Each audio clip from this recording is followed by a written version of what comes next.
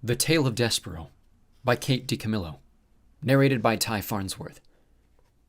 Book the First. A Mouse is Born. Chapter 1. The Last One. This story begins within the walls of a castle, with the birth of a mouse. A small mouse. The last mouse born to his parents and the only one of his litter to be born alive. "Where are my babies?" said the exhausted mother when the ordeal was through. "Show to me my babies." The father mouse held the one small mouse up high. "There's only one," he said. "The others are dead." "Mon Dieu, just the one mouse baby." "Just the one. Will you name him?" "All of that work for nothing," said the mother. She sighed. "It is so sad. It is such the disappointment." She was a French mouse who had arrived at the castle long ago, in the luggage of a visiting French diplomat. Disappointment was one of her favorite words. She used it often. "Will you name him?" repeated the father. "Will I name him? Will I name him? Of course I will name him, but he will only die like the others. Oh, so sad. Oh, such the tragedy." The mouse mother held a handkerchief to her nose, then waved it in front of her face. She sniffed. "I will name him, yes. I will name this mouth Despereaux, for all the sadness, for the many despairs in this place.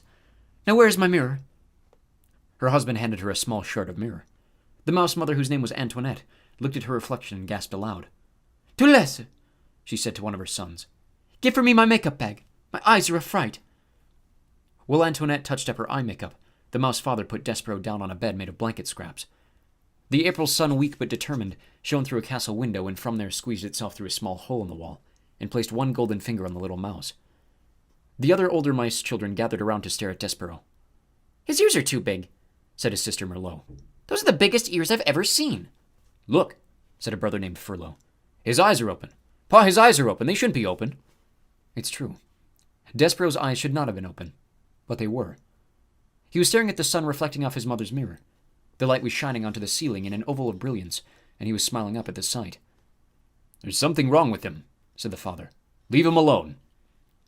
Despereaux's brothers and sisters stepped back, away from the new mouse. "This is the last," proclaimed Antoinette from her bed. "I will have no more mice babies. They're such the disappointment. They're hard on my beauty. They ruin, for me, my looks. This is the last one. No more." "The last one," said the father. "And he'll be dead soon. He can't live. Not with his eyes open like that." But reader, he did live. This is his story. Chapter 2. Such a Disappointment. Despereaux Tilling lived, but his existence was cause for much speculation in the mouse community. "He's the smallest mouse I've ever seen," said his Aunt Florence.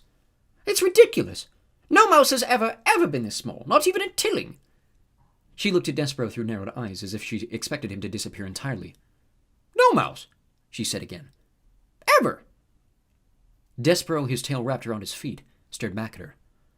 "Oh, there's some big ears he's got, too," observed his Uncle Alfred. "They look more like donkey ears, if you ask me." "They are obscenely large ears," said Aunt Florence. Despereaux wiggled his ears. His Aunt Florence gasped. "They say he was born with his eyes open," whispered Uncle Alfred. Despereaux stared hard at his uncle. "Impossible," said Aunt Florence. "No mouse, no matter how small or obscenely large-eared, is ever born with his eyes open. It simply isn't done." "His pa Lester says he's not well," says Uncle Alfred. Despereaux sneezed. He said nothing in defense of himself. How could he? Everything his aunt and uncle said was true. He was ridiculously small. His ears were obscenely large. He had been born with his eyes open. And he was sickly. He coughed and sneezed so often that he carried a handkerchief in one paw at all times. He ran temperatures. He fainted at loud noises. Most alarming of all, he showed no interest in the things a mouse should show interest in. He did not think constantly of food. He was not intent on tracking down every crumb. While his larger, older siblings ate, Despereaux stood with his head cocked to one side, holding very still. "Do you hear that sweet, sweet sound?" he said. "I hear the sound of cake crumbs falling out of people's mouths and hitting the floor," said his brother Tulesse. "That's what I hear." "No," said Despereaux. "It's something else. It sounds like, honey." "You might have big ears," said Tulesse, "but they're not attached right to your brain. You don't hear honey, you smell honey. When there's honey to smell, which there isn't." "Son," barked Despereaux's father, "snap to it. Get your head out of the clouds and hunt for crumbs." "Please," said his mother, "look for the crumbs. Eat them to make your mamma happy. You're such the skinny mouse. You're a disappointment to your mamma. Sorry, said Despereaux. He lowered his head and sniffed the castle floor. But, reader, he was not smelling. He was listening, with his big ears, to the sweet sound that no other mouse seemed to hear. Chapter 3. Once Upon a Time. Despereaux's siblings tried to educate him in the ways of being a mouse. His brother Furlough took him on a tour of the castle to demonstrate the art of scurrying. "Move side to side," instructed Furlough, scrabbling across the waxed castle floor.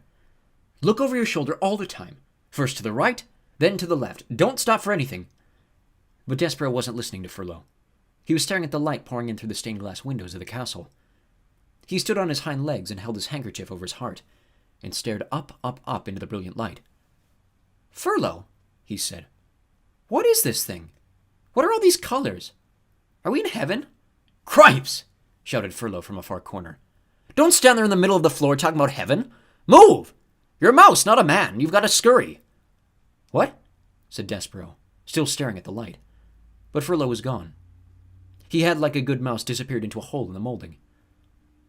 Despereaux's sister Merlot took him into the castle library, where light came streaming in through tall, high windows and landed on the floor in bright yellow patches. "Here," said Merlot. "Follow me, small brother, and I will instruct you on the fine points of how to nibble paper."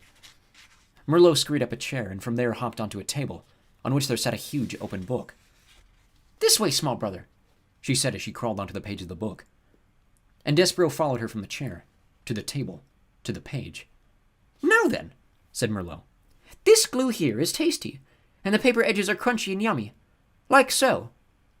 She nibbled the edge of a page, then looked over at Despereaux. "You try," she said. "First a bite of some glue, and then follow it with a crunch of the paper. And these squiggles, they're very tasty." Despereaux looked down at the book, and something remarkable happened. The marks on the pages, the squiggles as Merlot referred to them, arranged themselves into shapes. The shapes arranged themselves into words, and the words spelled out a delicious and wonderful phrase. "Once upon a time." "Once upon a time," whispered Despereaux. "What?" said Merlot. "Nothing." "Eat," said Merlot. "I couldn't possibly," said Despereaux, backing away from the book. "Why?" Said Despereaux. "It would ruin the story." "The story? What story?" Merlot stared at him. A piece of paper trembled at the end of one of her indignant whiskers. "It's just like Pa said when you were born. Something's not right with you." She turned and scurried from the library to tell her parents about this latest disappointment. Despereaux waited until she was gone. Then he reached out, and with one paw touched the lovely words. "Once upon a time."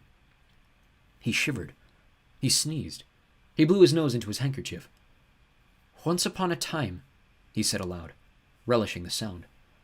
And then, tracing each word with his paw, he read the story of a beautiful princess and the brave knight who serves and honors her. Despereaux did not know it, but he would need very soon to be brave himself. Have I mentioned that beneath the castle there was a dungeon? In the dungeon, there were rats. Large rats. Mean rats. Despereaux was destined to meet those rats. Reader, you must know that an interesting fate, sometimes involving rats, sometimes not, awaits almost everyone, mouse or man, who does not conform. Chapter 4. Enter the Pea.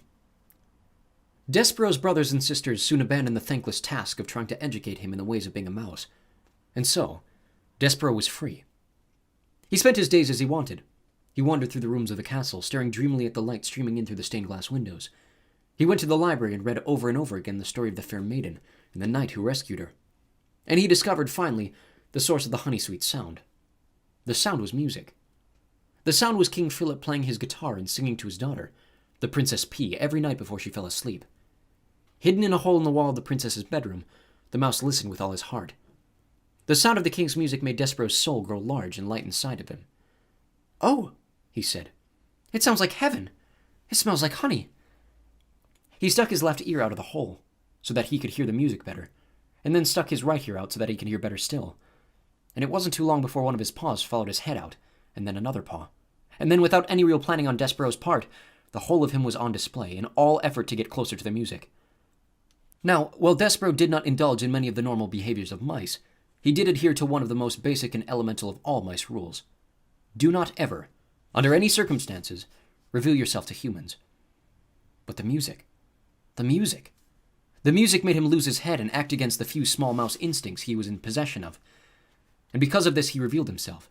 And in no time at all, he was spied by the sharp-eyed Princess P. "Oh, Papa," she said. "Look! A mouse!" The king stopped singing. He squinted. The king was nearsighted. That is, anything that was not right in front of him was very difficult for him to see. "Where?" said the king. "There," said the Princess P. She pointed. "That, my dear P, is a bug, not a mouse. It is much too small to be a mouse." No, it's a mouse." "A bug," said the king, who liked to be right. "A mouse," said the P, who knew that she was right. As for Despereaux, he was beginning to realize that he had made a very grave error. He trembled. He shook. He sneezed. He considered fainting. "He's frightened," said the P. "Look, he's so afraid he's shaking. I think he was listening to the music. Play something, Papa." "A king play music for a bug?" King Philip wrinkled his forehead. "Is that proper, do you think? Wouldn't that make this into some kind of topsy-turvy, wrong-headed world if a king played music for a bug?" "Papa, I told you he's a mouse," said the P. "Please?" "Oh well. If it'll make you happy, I, the king, will play music for a bug." "A mouse," corrected the P. The king adjusted his heavy gold crown. He cleared his throat. He strummed the guitar and started to sing a song about stardust. The song was as sweet as light shining through stained glass windows, as captivating as the story in a book. Despereaux forgot all his fear. He only wanted to hear the music.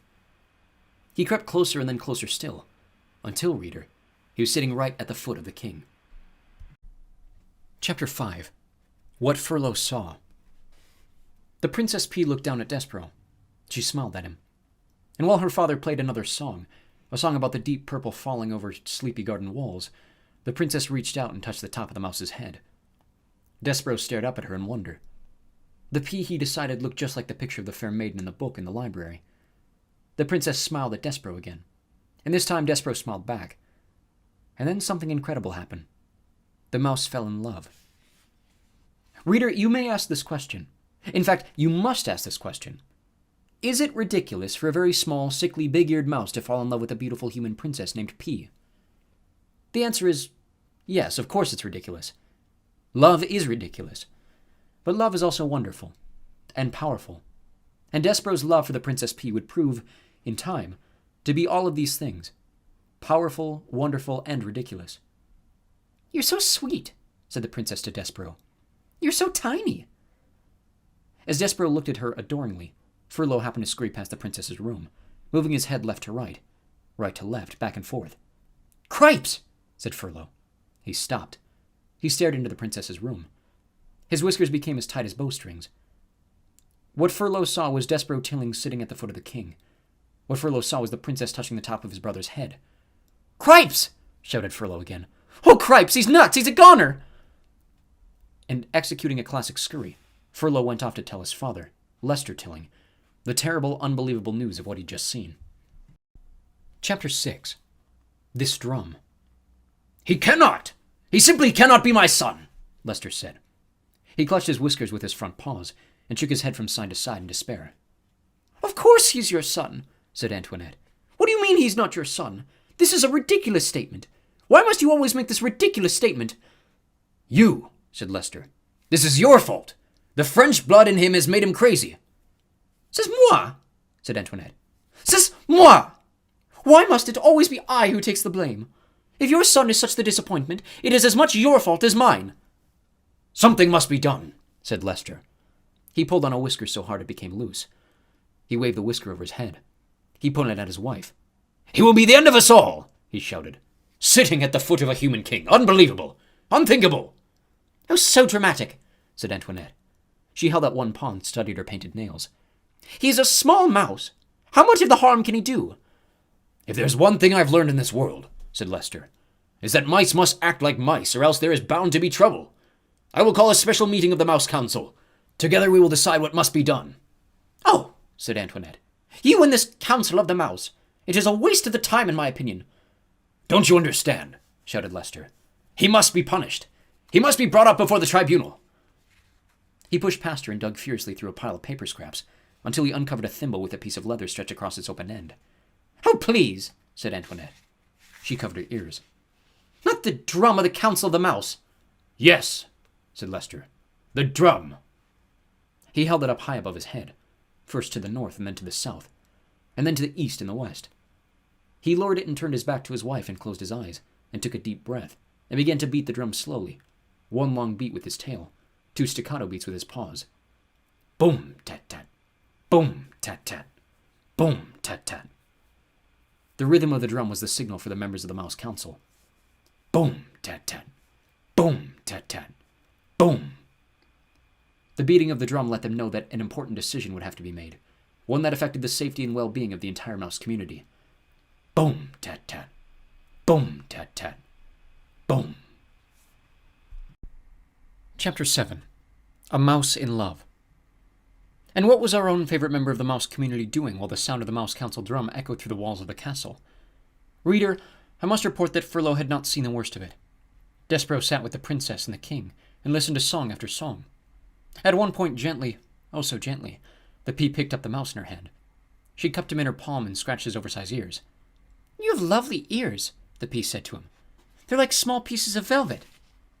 Despereaux thought that he might faint with the pleasure of someone referring to his ears as small and lovely. He laid his tail against the pea's wrist to steady himself, and felt the princess's pulse, the pounding of her heart, and his own heart immediately took up the rhythm of hers. "Papa," the pea said when the music was over, "I'm going to keep this mouse. We're going to be great friends."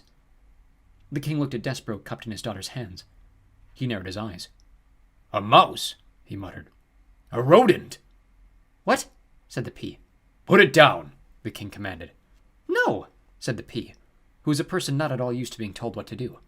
"I mean, why should I?" "Because I told you to." "But why?" protested the pea. "Because it's a mouse." "I know, I'm the one who told you he was a mouse." "I wasn't thinking," said the king. "Thinking of what?" "Your mother, the queen." "My mother," said the pea sadly. "Mice are rodents," said the king. He adjusted his crown. "They're related to rats. You know how we feel about rats. You know of our own dark history with rats." The pea shuddered. "But Papa," she said, "he's not a rat, he's a mouse. There's a difference." "Royalty," the king said, "has many responsibilities, and one of them is not becoming involved personally with even the distant relatives of one's enemies. Put him down, Pea." The princess put Despereaux down.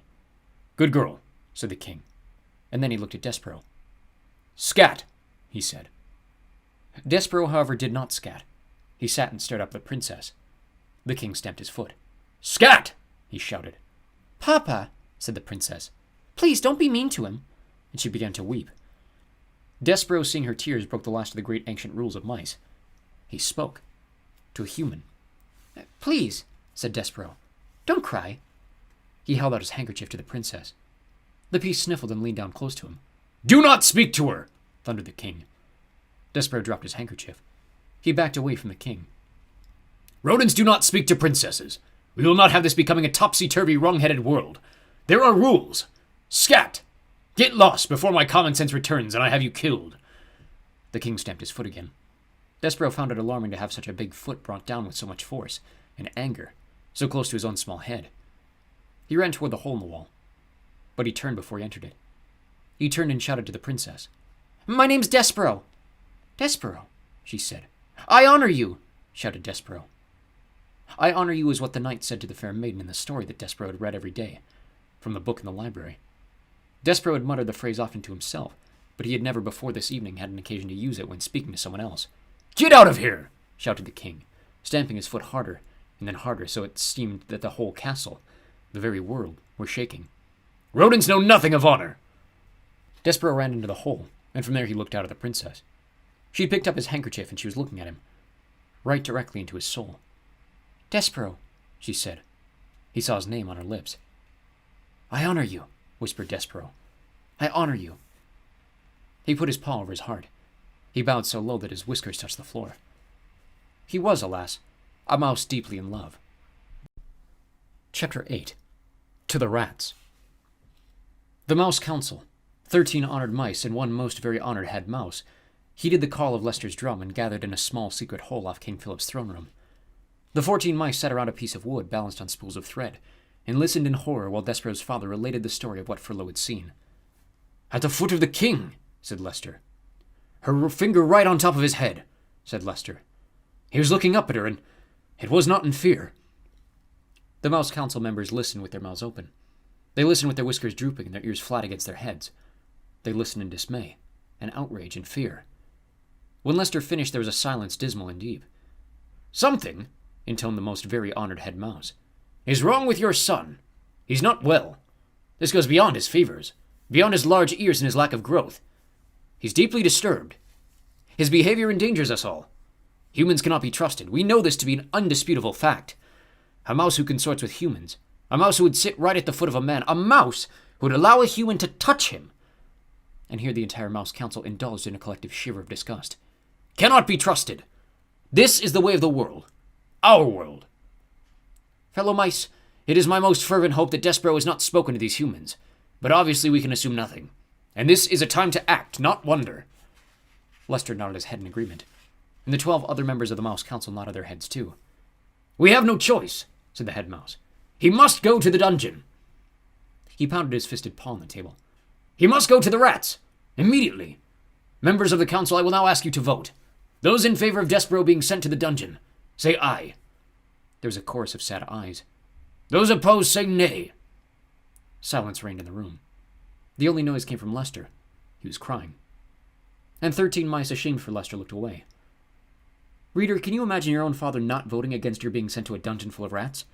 Can you imagine him not saying one word in your defense? Despereaux's father wept, and the most very honored head mouse beat his paw against the table again, and said, Despereaux Tilling will appear before the mouse community. He will hear of his sins. He will be given a chance to deny them. If he does not deny them, he will be allowed to renounce them so that he may go to the dungeon with a pure heart.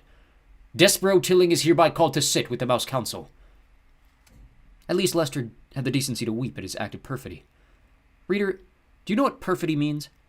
I have a feeling you do, based on the little scene that has just unfolded here. But you should look up the word in your dictionary just to be sure. Chapter 9. The Right Question. The Mouse Council sent Furlough to collect Despereaux, and Furlough found his brother in the library, standing on top of the great open book, his tail wrapped tightly around his feet, his small body shivering. Despereaux was reading the story out loud to himself. He was reading from the beginning so that he could get to the end, where the reader was assured that the knight and the fair maiden lived together happily ever after. Despereaux wanted to read those words, happily ever after. He needed to say them aloud. He needed some assurance that his feeling he had for this Princess P, this love, would come to a good end. And so he was reading the story as if it were a spell, and the words of it spoken aloud could make magic happen. See here, said Furlough out loud to himself. He looked at his brother and then looked away. This is just the kind of thing I'm talking about.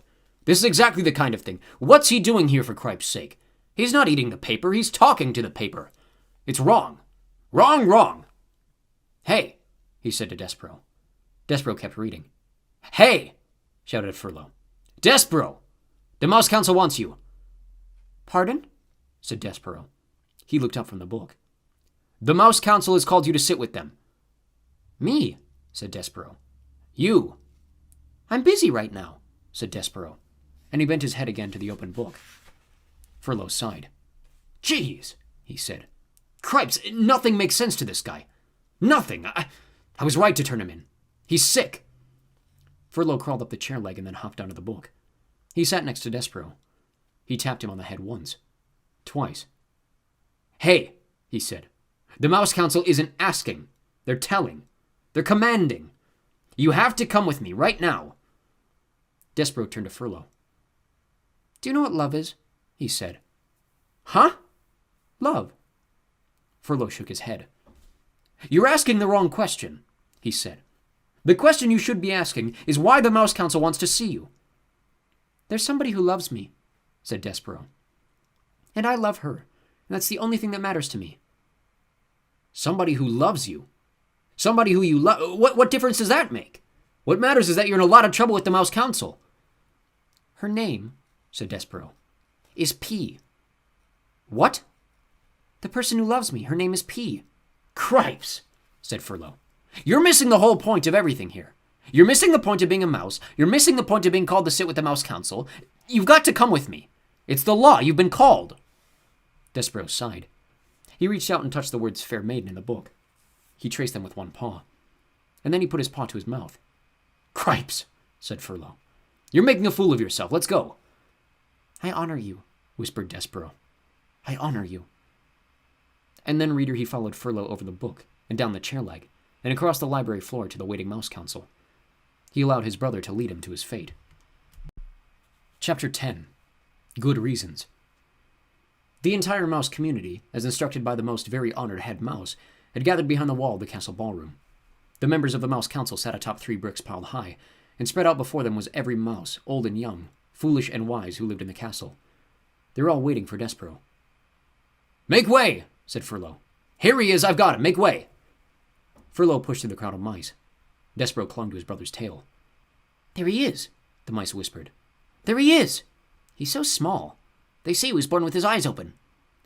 Some of the mice pulled away from Despereaux in disgust, and others, thrill-seekers, reached out to touch him with a whisker or a paw. The princess put a finger on him. They say he sat at the foot of the king. "It is simply not done," came the distinctive voice of Despereaux's Aunt Florence. "Make way! Make way!" shouted Furlough. "I have him right here. I have Despereaux Tilling, who's been called to sit with the Mouse Council." He led Despereaux to the front of the room. "Honored members of the Mouse Council," shouted Furlough, "I brought to you Despereaux Tilling, as you requested, to sit with you." He looked over his shoulder at Despereaux. "Let go of me," Furlough said. Despereaux dropped Furlough's tail. He looked up at the members of the Mouse Council. His father met his gaze and then shook his head and looked away. Despereaux turned and faced the sea of mice. "To the dungeon!" a voice cried out. "Straight to the dungeon with him!" Despereaux's head, which had been full of such delightful phrases as happily ever after, and lovely ears, and I honor you, suddenly cleared. "Straight to the dungeon!" Another voice shouted. "Enough!" said the most very honored head mouse. "This trial will be conducted in an orderly fashion. We will act civilized." He cleared his throat. He said to Despereaux, "Son, turn and look at me." Despereaux turned. He looked up and into the head mouse's eyes. They were dark eyes, deep and sad and frightened. And looking into them, Despereaux's heart thudded once, twice. "Despereaux Tilling," said the head mouse. Yes, sir, said Despereaux. "We, the 14 members of the Mouse Council, have discussed your behavior. First, we will give you a chance to defend yourself against these rumors of your egregious acts. Did you or did you not sit at the foot of the human king?" I did, said Despereaux. "But I was listening to the music, sir. I was there to hear the song that the king was singing." "To hear the what?" The song, sir. He was singing a song about the deep purple falling over sleepy garden walls." The head mouse shook his head. "Whatever you are talking about is beside the point. The question is this and only this. Did you sit at the foot of the human king?" I did, sir. The community of mice shifted their tails and paws and whiskers. They waited. "And did you allow the girl human, the princess, to touch you?" Her name is P. "Never mind her name. Did you allow her to touch you?" Yes, sir, said Despereaux. I let her touch me. It felt good. A gasp arose from the assembled mice. Despereaux heard his mother's voice. "Mon Dieu! It's not the end of the world. It was a touch. What of it? It is simply not done," came Aunt Florence's voice from the crowd. "To the dungeon!" said a mouse from the front row. "Silence!" roared the most very high-honored head mouse. "Silence!" He looked down at Despereaux. "Do you, Despereaux Tilling, understand the sacred, never-to-be-broken rules of conduct for being a mouse?" Yes, sir, said Despereaux. I guess so, but... Did you break them? Yes, sir, said Despereaux. He raised his voice. But I broke the rules for good reasons. Because of music, and because of love. "Love!" said the head mouse. "Oh, cripes," said Furlough. "Here we go." "I love her, sir," said Despereaux. "We are not here to talk about love. This trial is not about love. This trial is about you being a mouse," shouted the most very high-honored head mouse from high atop the bricks. "And not acting like one." "Yes, sir," said Despereaux. "I know." "No! I don't think that you do know. And because you do not deny the charges, you must be punished. You are to be sent, as ancient castle mouse law decrees, to the dungeon. You're being sent to the rats." "That's right," shouted a mouse in the crowd. "That's the ticket." The dungeon. The rats. Despereaux's small heart sank all the way to the tip of his tail. There would be no light in the dungeon. No stained glass windows. No library, no books. There would be no Princess P. "But first," said the most very honored head mouse, "we'll give you the chance to renounce your actions. We will allow you to go to the dungeon with a pure heart." "Renounce?" "Repent. Say that you are sorry you sat at the foot of the human king. Say that you are sorry you allowed the human princess to touch you. Say that you regret these actions. Despereaux felt hot and then cold, and then hot again. Renounce her? Renounce the princess? Mon Dieu! Shouted his mother. Son, do not act a fool! Renounce! Repent! What say you, Despereaux Tilling? I say no, whispered Despereaux. What? Said the head mouse. No, said Despereaux, and this time he did not whisper the word. I'm not sorry. I will not renounce my actions. I love her. I love the princess. There was a bellow of collective outrage. The whole of the mouse community surged toward Despereaux. The mice seemed to become one angry body with hundreds of tails and thousands of whiskers, and one huge hungry mouth opening and closing and opening and closing, saying over and over and over again, "To the dungeon! To the dungeon! To the dungeon!" The words pounded through Despereaux's body with each beat of his heart. Very well, said the most very honored head mouse. You will die then with a black heart. Threadmaster, he called, bring out the thread. Despereaux marveled at his own bravery. He admired his own defiance. And then, reader, he fainted. Chapter 11. The Threadmaster Cometh. When Despereaux came to, he heard the drum. His father was beating a rhythm that had much more boom and much less tat. Together, Lester and the drum produced an ominous sound that went something like this. Boom, boom, boom, tat. Boom, boom, boom, tat. Make way for the thread, cried a mouse who was pushing a wooden spool of red thread through the crowd. Make way for the thread. Boom, boom, boom, tat, went the drum. To the dungeon, shouted the mice. Despereaux lay on his back, blinking his eyes. How, he wondered, had things gone so terribly wrong? Wasn't it a good thing to love? In the story in the book, love was a very good thing. Because the knight loved the fair maiden, he was able to rescue her. They lived happily ever after. It said so, in the book. They were the last words on the page. Happily ever after. Despereaux was certain that he had read exactly those words time and time again. Lying on the floor with the drum beating and the mice shouting, and the Threadmaster calling out, "Make way! Make way!" Despereaux had a sudden chilling thought. Had some other mouse eaten the words that spoke the truth? Did the knight and the fair maiden really not live happily ever after? Reader, do you believe that there is such a thing as happily ever after? Or like Despereaux, have you too begun to question the possibility of happy endings? Happily ever after, whispered Despereaux. Happily ever after, he said again as the spool of thread came to stop beside him. The thread! The thread! The thread! Murmured the mice. I'm sorry, said the mouse behind the spool, but I have to ask you to stand up. I have to do my job. Despereaux got slowly to his feet. On your hind legs, please, said the Threadmaster. It's the rules. Despereaux stood on his hind legs. Thank you, said the mouse. I appreciate it. While Despereaux watched, the Threadmaster unwound a length of red thread from the spool and tied it in a loop. Just enough for the neck, muttered the mouse. No more, no less. That's what the last Threadmaster taught me. Enough thread for the neck. He looked up at Despereaux and then back down at the loop of thread. And you, my friend, have a small neck. The Threadmaster raised his arms and put them around Despereaux's neck. He leaned in close and Despereaux smelled celery. He could feel the Threadmaster's breath in his ear as he worked at tightening the thread. Is she beautiful? The Threadmaster whispered. What? Said Despereaux. Shh! Is the princess beautiful? The Princess P? Yes. She is lovely beyond all imagining, said Despereaux. Just right, the Threadmaster said. He drew back. He nodded his head.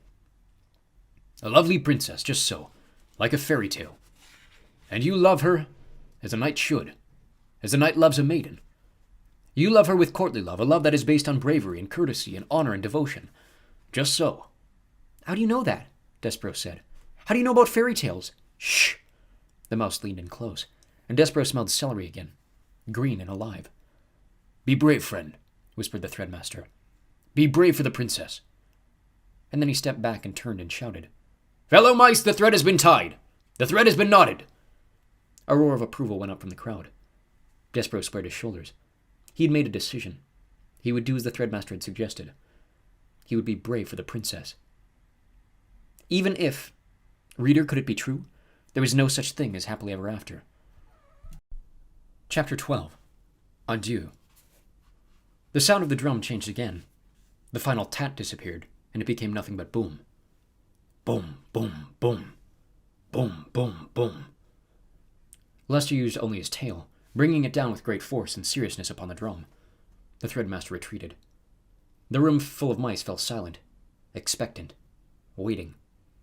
And as Despereaux stood before them with the red thread around his neck, and the 14 members of the Mouse Council perched on the bricks above him, 2 burly mice came forward. Black pieces of cloth covered their heads. There were slits for their eyes. "We," said the bigger of the 2 mice, "will escort you to the dungeon." "Despereaux!" Antoinette called out. "Oh, my Despereaux!" Despereaux looked out into the crowd of mice and saw his mother. She was easy to spot. In honor of her youngest mouse being sent to the dungeon, she'd put on a tremendous amount of makeup. Each of the hooded mice put a paw on Despereaux's shoulder. "It's time," said the one on the left, the first hood.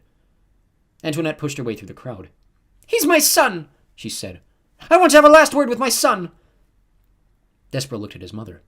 He concentrated on standing before her without trembling. He concentrated on nothing but being a disappointment. "Please," said Antoinette, "what will happen to him? What will happen to my baby?" "Ma'am," said the first hood. His voice was deep and slow. "You don't want to know."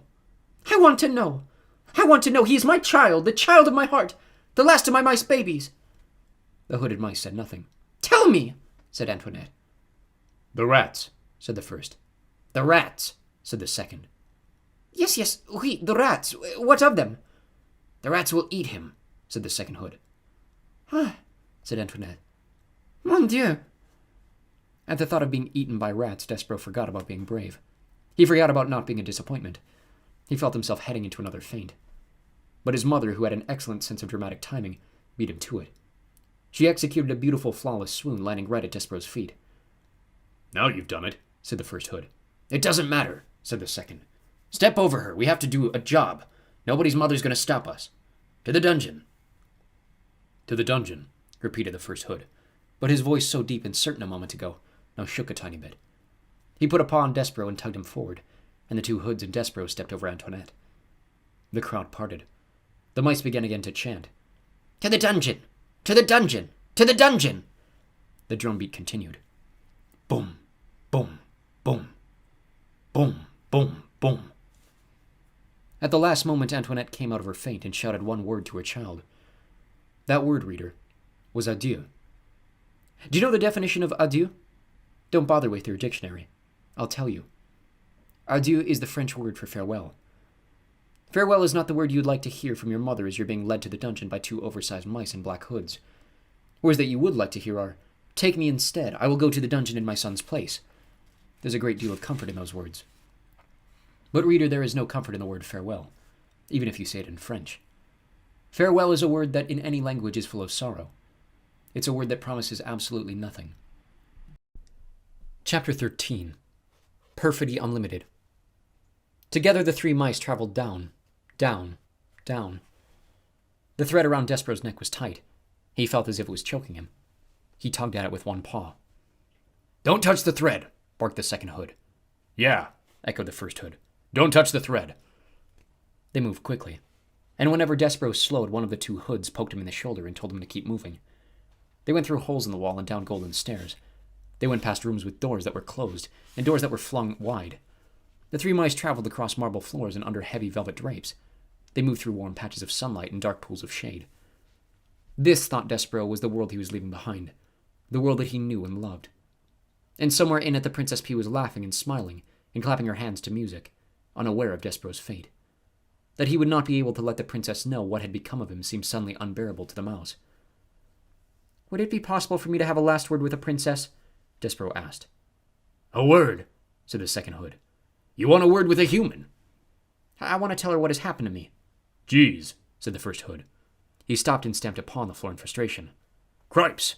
You can't learn, can you?" The voice was terribly familiar to Despereaux. "Furlough?" he said. "What?" said the first hood irritably. Despereaux shuddered. His own brother was delivering him to the dungeon.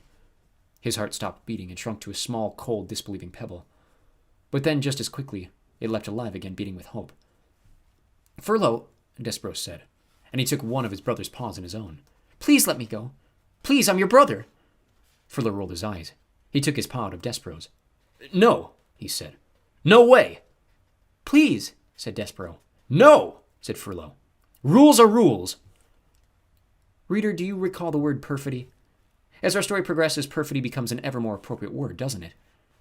Perfidy was certainly the word that was in Despereaux's mind as the mice finally approached the narrow, steep stairs, which led to the black hole of the dungeon. They stood, the 3 mice, 2 with hoods and 1 without, and contemplated the abyss before them. And then Furlough stood up on his hind legs and placed his right paw over his heart. "For the good of the castle mice," he announced to the darkness, "we deliver this day to the dungeon a mouse in need of punishment. He is, according to the laws we've established, wearing the red thread of death." "The red thread of death?" repeated Despereaux in a small voice. Wearing the red thread of death was a terrible phrase, but the mouse didn't have long to consider its implications, because he was suddenly pushed from behind by the hooded mice. The push was a strong one, and it sent Despereaux flying down the stairs into the dungeon. As he tumbled whisker over tail through the darkness, there were only 2 words in his mind. One was perfidy, and the other word that he clung to was P. Perfidy, P. Perfidy, P. Those were the words that pinwheeled through Despereaux's mind as his body descended into the darkness. Chapter 14. Darkness. Despereaux lay on his back at the bottom of the steps and touched the bones in his body one by one. They were all there, and amazingly they were unbroken. He got to his feet and became aware of a terrible, foul, extremely insulting smell. The dungeon reader stank. It stank of despair and suffering and hopelessness, which is to say that the dungeon smelled of rats. And it was so dark. Despereaux had never before encountered darkness so awful, so all-encompassing. The darkness had a physical presence as if it were a being all its own. The mouse held one small paw up in front of his whiskers. He could not see it, and he had the truly alarming thought that perhaps he, Despereaux Tilling, did not even exist. "Oh my!" he said out loud. His voice echoed in the smelly darkness. "Perfidy," said Despereaux, just to hear his voice again, just to assure himself that he did exist. "P," said Despereaux, and the name of his beloved was immediately swallowed up by the darkness. He shivered. He shook. He sneezed. His teeth chattered. He longed for his handkerchief. He grabbed hold of his tail. It took him a long, frightening moment to even locate his tail, so absolute was the darkness. To have something, anything to hold on to. He considered fainting. He deemed it the only reasonable response to the situation in which he found himself, but then he remembered the words of the Threadmaster. Honor, courtesy, devotion, and bravery. "I will be brave," thought Despereaux. "I will try to be brave like a knight in shining armor. I will be brave for the Princess P." How best for him to be brave? He cleared his throat. He let go of his tail. He stood up straighter. "Once upon a time," he said out loud to the darkness. He said these words because they were the best, the most powerful words that he knew, and just saying them comforted him. "Once upon a time," he said again, feeling a tiny bit braver, "there was a knight, and he wore always an armor of shining silver." "Once upon a time," boomed a voice from the darkness. "A knight in shining armor? What does a mouse know of such things?" That voice, the loudest voice that Despereaux had ever heard, could only, he assumed, belong to the world's largest rat. Despereaux's small, overworked heart stopped beating. And for the second time that day, the mouse fainted. Chapter 15. Light. When Despereaux awoke, he was cupped in the large, calloused hand of a human, and he was staring into the fire of one match, and beyond the match there was a large, dark eye looking directly at him. "A mouse with red thread," boomed the voice. "Oh yes, Gregory knows the way of mice and rats. Gregory knows. And Gregory has his own thread marking him. See here, mouse." And the match was held to a candle, and the candle sputtered to life, and Despereaux saw that there was a rope tied around the man's ankle. "Here is the difference between us. Gregory's rope saves him, and your thread will be the death of you." The man blew the candle out, and the darkness descended. The man's hand closed more tightly around Despereaux's, and Despereaux felt his beleaguered heart start up a crazy rhythm of fear. "Who are you?" he whispered. "The answer to that question, mouse, is Gregory. You are talking to Gregory the jailer, who's been buried here, keeping watch over this dungeon for decades, for centuries, for eons, for eternities. You are talking to Gregory the jailer, who in the richest of ironies is nothing but a prisoner here himself." "Oh," said Despereaux. May I get down, Gregory?" "The mouse wants to know if Gregory the jailer will let him go. Listen to Gregory, mouse. You do not want to be let go. Here in this dungeon you are in the treacherous dark heart of the world, and if Gregory was to release you, the twistings and turnings and dead ends and false doorways of this place would swallow you for all eternity. Only Gregory and the rats can find their way through this maze. The rats because they know, because the way of it mirrors their own dark hearts. And Gregory because the rope is forever tied to an ankle to guide him back to the beginning. Gregory would let you go, but you would only beg him to take you up again. The rats are coming for you, you see. They are? Listen, said Gregory. You can hear their tails dragging through the muck and filth. You can hear them filing their nails and teeth. They're coming for you. They're coming to take you apart, piece by piece. Despereaux listened, and he was quite certain that he heard the nails and teeth of the rats, the sound of sharp things being made sharper still. They will strip all the fur from your flesh, and all the flesh from your bones. When they're done with you, there will be nothing left except red thread and bones. Gregory has seen it many times, the tragic end of a mouse. But I need to live, said Despereaux. I can't die. You cannot die. That is lovely. He says he cannot die. Gregory closed his hand more tightly around Despereaux. And why would that be, Mouse? Why is it that you cannot die? Because I'm in love. I love somebody, and it is my duty to serve her. Love, said Gregory. Love. Hark you, I will show you the twisted results of love. Another match was struck. The candle was lit again, and Gregory held it up so that its flame illuminated a massive, towering, teetering pile of spoons and kettles and soup bowls. Look on that, Mouse, said Gregory. That is a monument to the foolishness of love. What is it? Asked Despereaux. He stared at the great tower that reached up, up, up into the blackness. What it looks like. Spoons, bowls, kettles. All of them gathered here is hard evidence of the pain of loving a living thing. The king loved the queen, and the queen died. This monstrosity, this junk heap is the result of love. I don't understand, said Despereaux. And you will not understand until you lose what you love. But enough about love, said Gregory. He blew out the candle. We will talk instead about your life, and how Gregory will save it if you so desire. Why would you save me? Despereaux asked. Have you saved any of the other mice? Never, said Gregory. Not one. Why would you save me then? Because you, Mouse, can tell Gregory a story. Stories are light. Light is precious in a world so dark. Begin at the beginning. Tell Gregory a story. Make some light. And because Despereaux wanted very much to live, he said, Once upon a time. Yes, said Gregory happily. He raised his hand higher, and then higher still until Despereaux's whiskers brushed against his leathery, time-worn ear. Go on, Mouse, said Gregory. Tell Gregory a story. And it was in this way that Despereaux became the only mouse sent to the dungeon whom the rats did not reduce to a pile of bones and a piece of red thread. It was in this way that Despereaux was saved. Reader, if you don't mind, that is where we will leave our small mouse for now, in the dark of the dungeon, in the hand of an old jailer telling a story to save himself. It is time for us to turn our attention elsewhere. Time for us, reader, to speak of rats, and of one rat in particular. Book the Second, Chiaroscuro. Chapter 16. Blinded by the Light. As our story continues, reader, we must go backward in time to the birth of a rat named Chiaroscuro, and called Roscuro, a rat born into the filth and darkness of the dungeon, several years before the mouse Despereaux was born upstairs in the light. Reader, do you know the definition of the word chiaroscuro? If you look in your dictionary, you will find that it means the arrangement of light and dark, darkness and light together. Rats do not care for light. Roscuro's parents were having a bit of fun when they named their son. Rats have a sense of humor. Rats, in fact, think that life is very funny. And they're right, reader. They're right. In the case of Chiaroscuro, however, the joke had a hint of prophecy to it. For it happened that when Roscuro was a very young rat, he came upon a great length of rope on the dungeon floor. Ah, what have we here? Said Roscuro. Being a rat, he immediately began to nibble at the rope. Stop that! Boomed a voice, and a great hand came out of the darkness and picked the rat up by his tail, and held him suspended upside down. Were you nibbling on Gregory's rope, rat? Who wants to know? Said Roscuro, for even upside down he was still a rat. You smart-alecky rat! You smart-alecky rat, nibbling on Gregory's rope! Gregory will teach you to mess with his rope. And keeping Roscuro upside down, Gregory lit a match with the nail of his thumb. Tss! And then held the brilliant flame right in Roscuro's face. Ah!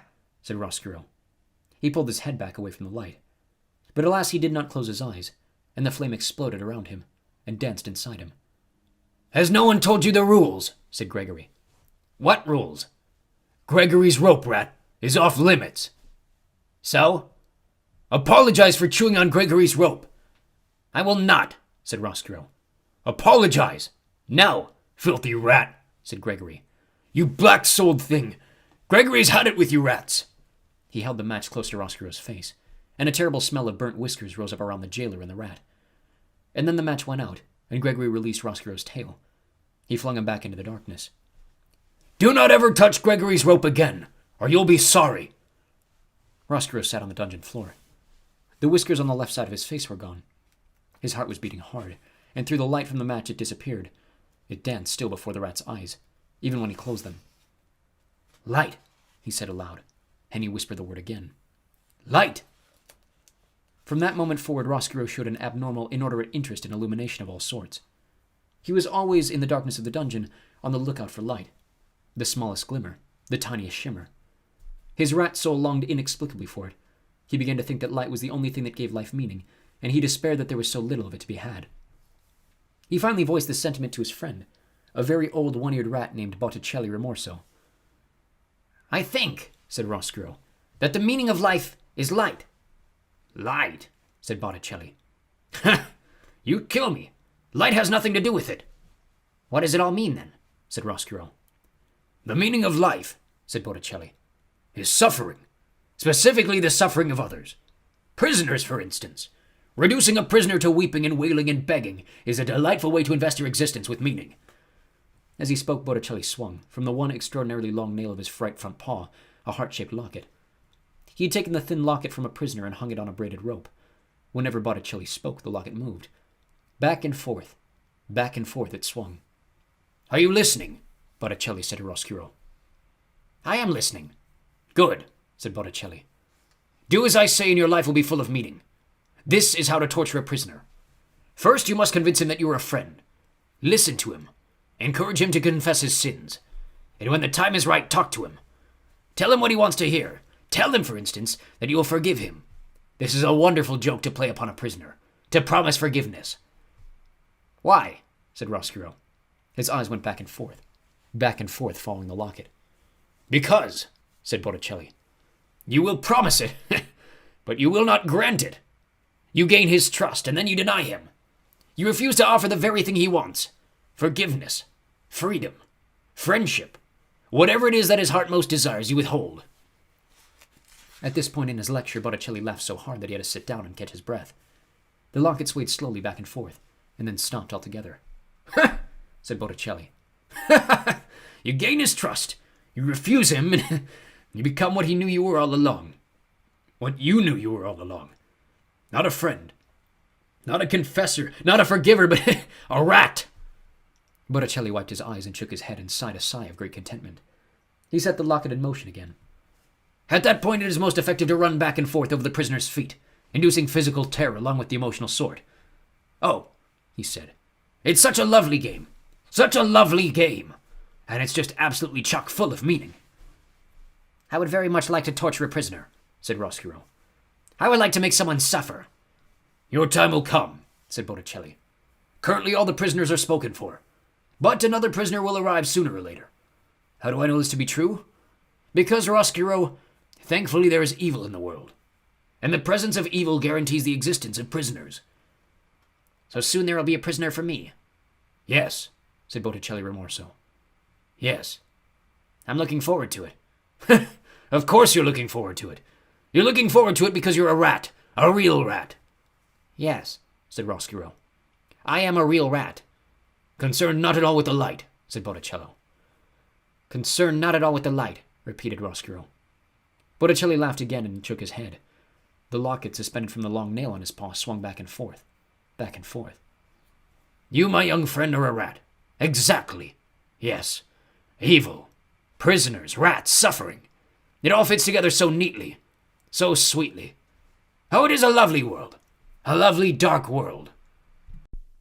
Chapter 17. Small Comforts. Not long after this conversation between Botticelli and Roscoe, a prisoner did arrive. The dungeon door slammed and the two rats watched a man being led by a king's soldier down the stairs into the dungeon. Excellent, whispered Botticelli. This one's yours. Roscoe looked at the man closely. I'll make him suffer, he said. But as he stared up at the man, the door to the dungeon was suddenly flung open, and a thick, brilliant shaft of afternoon light cut into the dark of the dungeon. "Ugh!" said Botticelli. He covered his eyes with one paw. Roscuro, however, stared directly into the light. Reader, this is important. The rat called Chiaroscuro did not look away. He let the light from the upstairs world enter him and fill him. He gasped aloud with the wonder of it. "Give him his small comforts," shouted a voice at the top of the stairs, and a red cloth was thrown into the light. The cloth hung suspended for a moment, bright red and glowing, and then the door was slammed shut again, and the light disappeared and the cloth fell to the floor. It was Gregory the jailer who bent to pick it up. "Go on," said the old man as he held out the cloth to the prisoner. "Take it. You'll need every last bit of warmth down here." And so the prisoner took the cloth and draped it around his shoulders, as if it were a cloak. And the soldier of the king said, "Right then, Gregory, he's all yours." And the soldier turned and went back up the steps, and opened the door to the outside world, and some small light leaked in before he closed the door behind him. "Did you see that?" Roscuro said to Botticelli. "Hideously ugly," said Botticelli. "Ridiculous. What can they possibly mean by letting all that light in at once? Don't they know that this is a dungeon?" It was beautiful, said Roscuro. "No," said Botticelli. "No." He looked at Roscuro intently.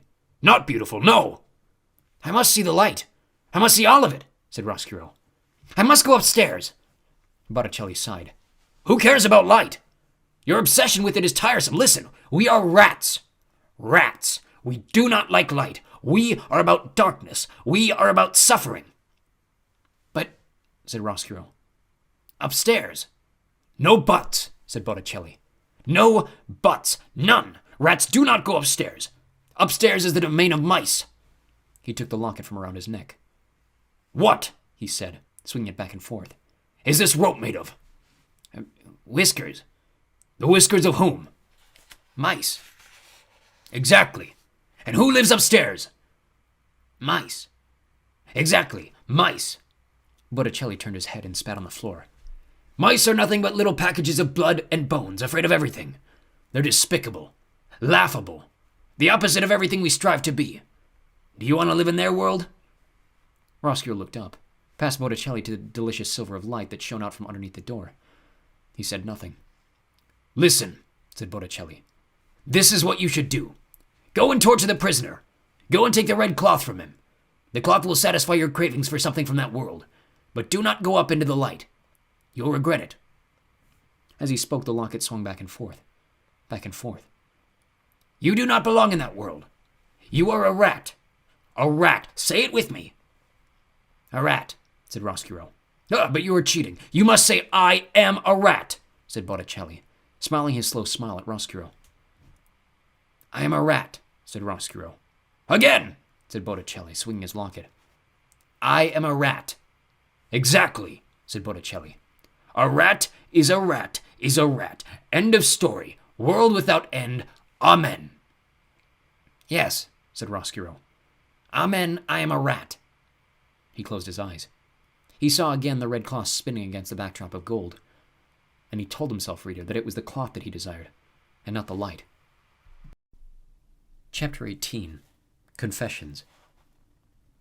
Roscuro went, as Botticelli told him he must, to torment the new prisoner and to take the red cloth from him. The man was sitting with his legs stretched out straight in front of him, chained to the floor. The red cloth was still draped over his shoulders. Roscuro squeezed through the bars and crept slowly over the damp weeping stones of the cell floor. When he was close to the man, he said, "Ah, welcome, welcome. We're delighted to have you." The man lit a match and looked at Roscuro. Roscuro stared longingly into the light. "Go on," said the prisoner. He waved a hand in the direction of Roscuro, and the match went out. "You're nothing but a rat." "I am," said Roscuro. "Exactly that. A rat. Allow me to congratulate you on your very astute powers of observation." "What do you want, rat?" "What do I want? Nothing. Nothing for my sake, that is. I've come for you. I've come to keep you company here in the dark." He crawled closer to the man. "I don't need the company of a rat." "What about the solace a sympathetic ear can provide? Do you need that?" "Huh?" "Would you like to confess your sins?" "To a rat? You're kidding, you are." "Come now," said Roscuro. "Close your eyes. Pretend that I'm not a rat. Pretend that I'm nothing but a voice in the darkness.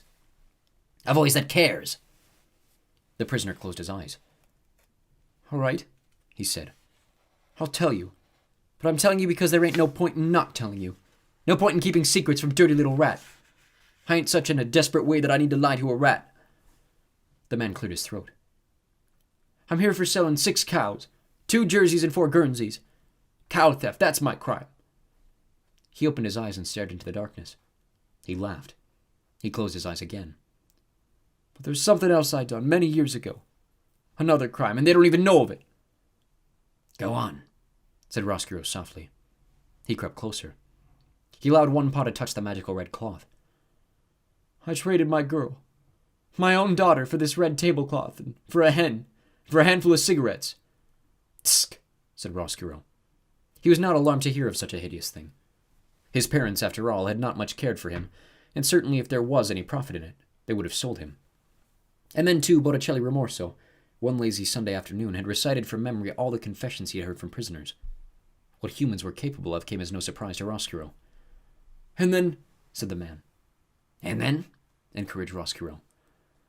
"And then I done the worst thing of all. I walked away from her.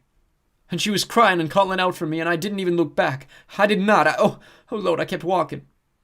The prisoner cleared his throat. He sniffed. "Ah," said Roscuro. "Yes, I see." By now he was standing so that all 4 of his paws were touching the red cloth. "Do you find comfort in this cloth that you sold your child for?" "It's warm," said the man. "Was it worth your child?" "I like the color of it." "Does the cloth remind you of what you've done wrong?" "It does," the prisoner said. He sniffed. "It does." "Allow me to ease your burden," said Roscuro. He stood on his hind legs and bowed at the waist. "I will take this reminder of your sin from you," he said. The rat took hold of the tablecloth in his strong teeth and pulled it off the shoulders of the man. "Hey, see here, I want that back!" But Roscuro Reader was quick. He pulled the tablecloth through the bars of the cell. Whoosh! Like a magic trick in reverse. "Hey!" shouted the prisoner. "Bring that back, it's all I got!" "Yes," said Roscuro. "And that is exactly why I must have it." "You dirty rat!" shouted the prisoner. "Yes," said Roscuro. "That is right. That is most accurate." And he left the man and dragged the tablecloth back to his nest and considered it. What a disappointment it was. Looking at it, Roscuro knew that Botticelli was wrong. What Roscuro wanted, what he needed, was not the cloth, but the light that had shone behind it. He wanted to be filled, flooded, blinded again with light. And for that, reader, the rat knew he must go upstairs. Chapter 19. Light, light everywhere. Imagine, if you will, having spent the whole of your life in a dungeon. Imagine that late one spring day you step out of the dark and into a world of bright windows and polished floors, winking copper pots, shining suits of armor, and tapestries sewn in gold. Imagine. And while you're imagining things, imagine this too. Imagine that at the same time the rat steps from the dungeon and into the castle, a mouse is being born upstairs. A mouse, reader, who is destined to meet the light-bedazzled rat. But that meeting will occur much later. And for now the rat is nothing but happy, delighted, amazed to find himself standing in so much light. "I," said Roscuro, spinning dizzily from one bright thing to the next. "I will never leave. No, never. I will never go back to the dungeon. Why would I? I will never torture another prisoner. It's here that I belong." The rat waltzed happily from room to room, until he found himself at the door to the banquet hall. He looked inside and saw gathered there King Philip, Queen Rosemary, the Princess P, 20 noble people, a juggler, 4 minstrels, and all the king's men. This party, reader, was a sight for a rat's eyes. Roscuro had never seen happy people. He'd only known the miserable ones. Gregory the jailer and those who were consigned to his domain did not laugh or smile or clink glasses with the person sitting next to them. Roscuro was enchanted. Everything glittered. Everything. The gold spoons on the table and the jingle bells on the juggler's cap. The strings on the minstrels' guitars and the crowns on the king's and queen's heads. And the princess. How lovely she was. How much like light itself. Her gown was covered in sequins that winked and glimmered at the rat. And when she laughed, and she laughed often, everything around her seemed to glow brighter. "Oh, really?" said Roscuro. "This is too extraordinary. This is too wonderful. I must tell Botticelli that he was wrong. Suffering is not the answer. Light is the answer." and he made his way into the banquet hall. He lifted his tail off the ground and held it at an angle, and marched in time to the music the minstrels were playing on their guitars. The rat reader invited himself to the party. Chapter 20. A View from a Chandelier. There was in the banquet hall a most beautiful and ornate chandelier. The crystals that hung from it caught the light of the candles on the table, and the light from the face of the laughing princess. They danced to the rhythm of the minstrel's music, swaying back and forth, twinkling and beckoning. What better place to view all this glory, all this beauty? There was so much laughing and singing and juggling that no one noticed as Roscuro crawled up a table leg and onto the table, and from there flung himself onto the lowest branch of the chandelier. Hanging by one paw, he swung back and forth, admiring the spectacle below him, the smells of the food, the sound of the music, and the light. The light, the light! Amazing! Unbelievable! Roscuro smiled and shook his head. Unfortunately, a rat can hang from a chandelier for only so long before he's discovered. This would be true at even the loudest party.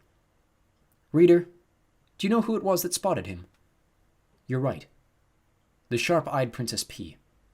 "A rat!" she shouted. "A rat is hanging from the chandelier!" The party, as I have noted, was loud. The minstrels were strumming and singing. The people were laughing and eating. The man with the jingle cap was juggling and jingling.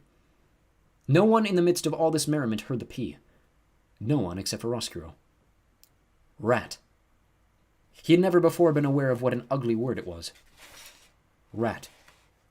In the middle of all that beauty, it immediately became clear that it was an extremely distasteful syllable. Rat. A curse. An insult. A word totally without light. And not until he heard it from the mouth of the princess did Roscuro realize that he did not like being a rat. That he did not want to be a rat. This revelation hit Roscuro with such force that it made him lose his grip on the chandelier.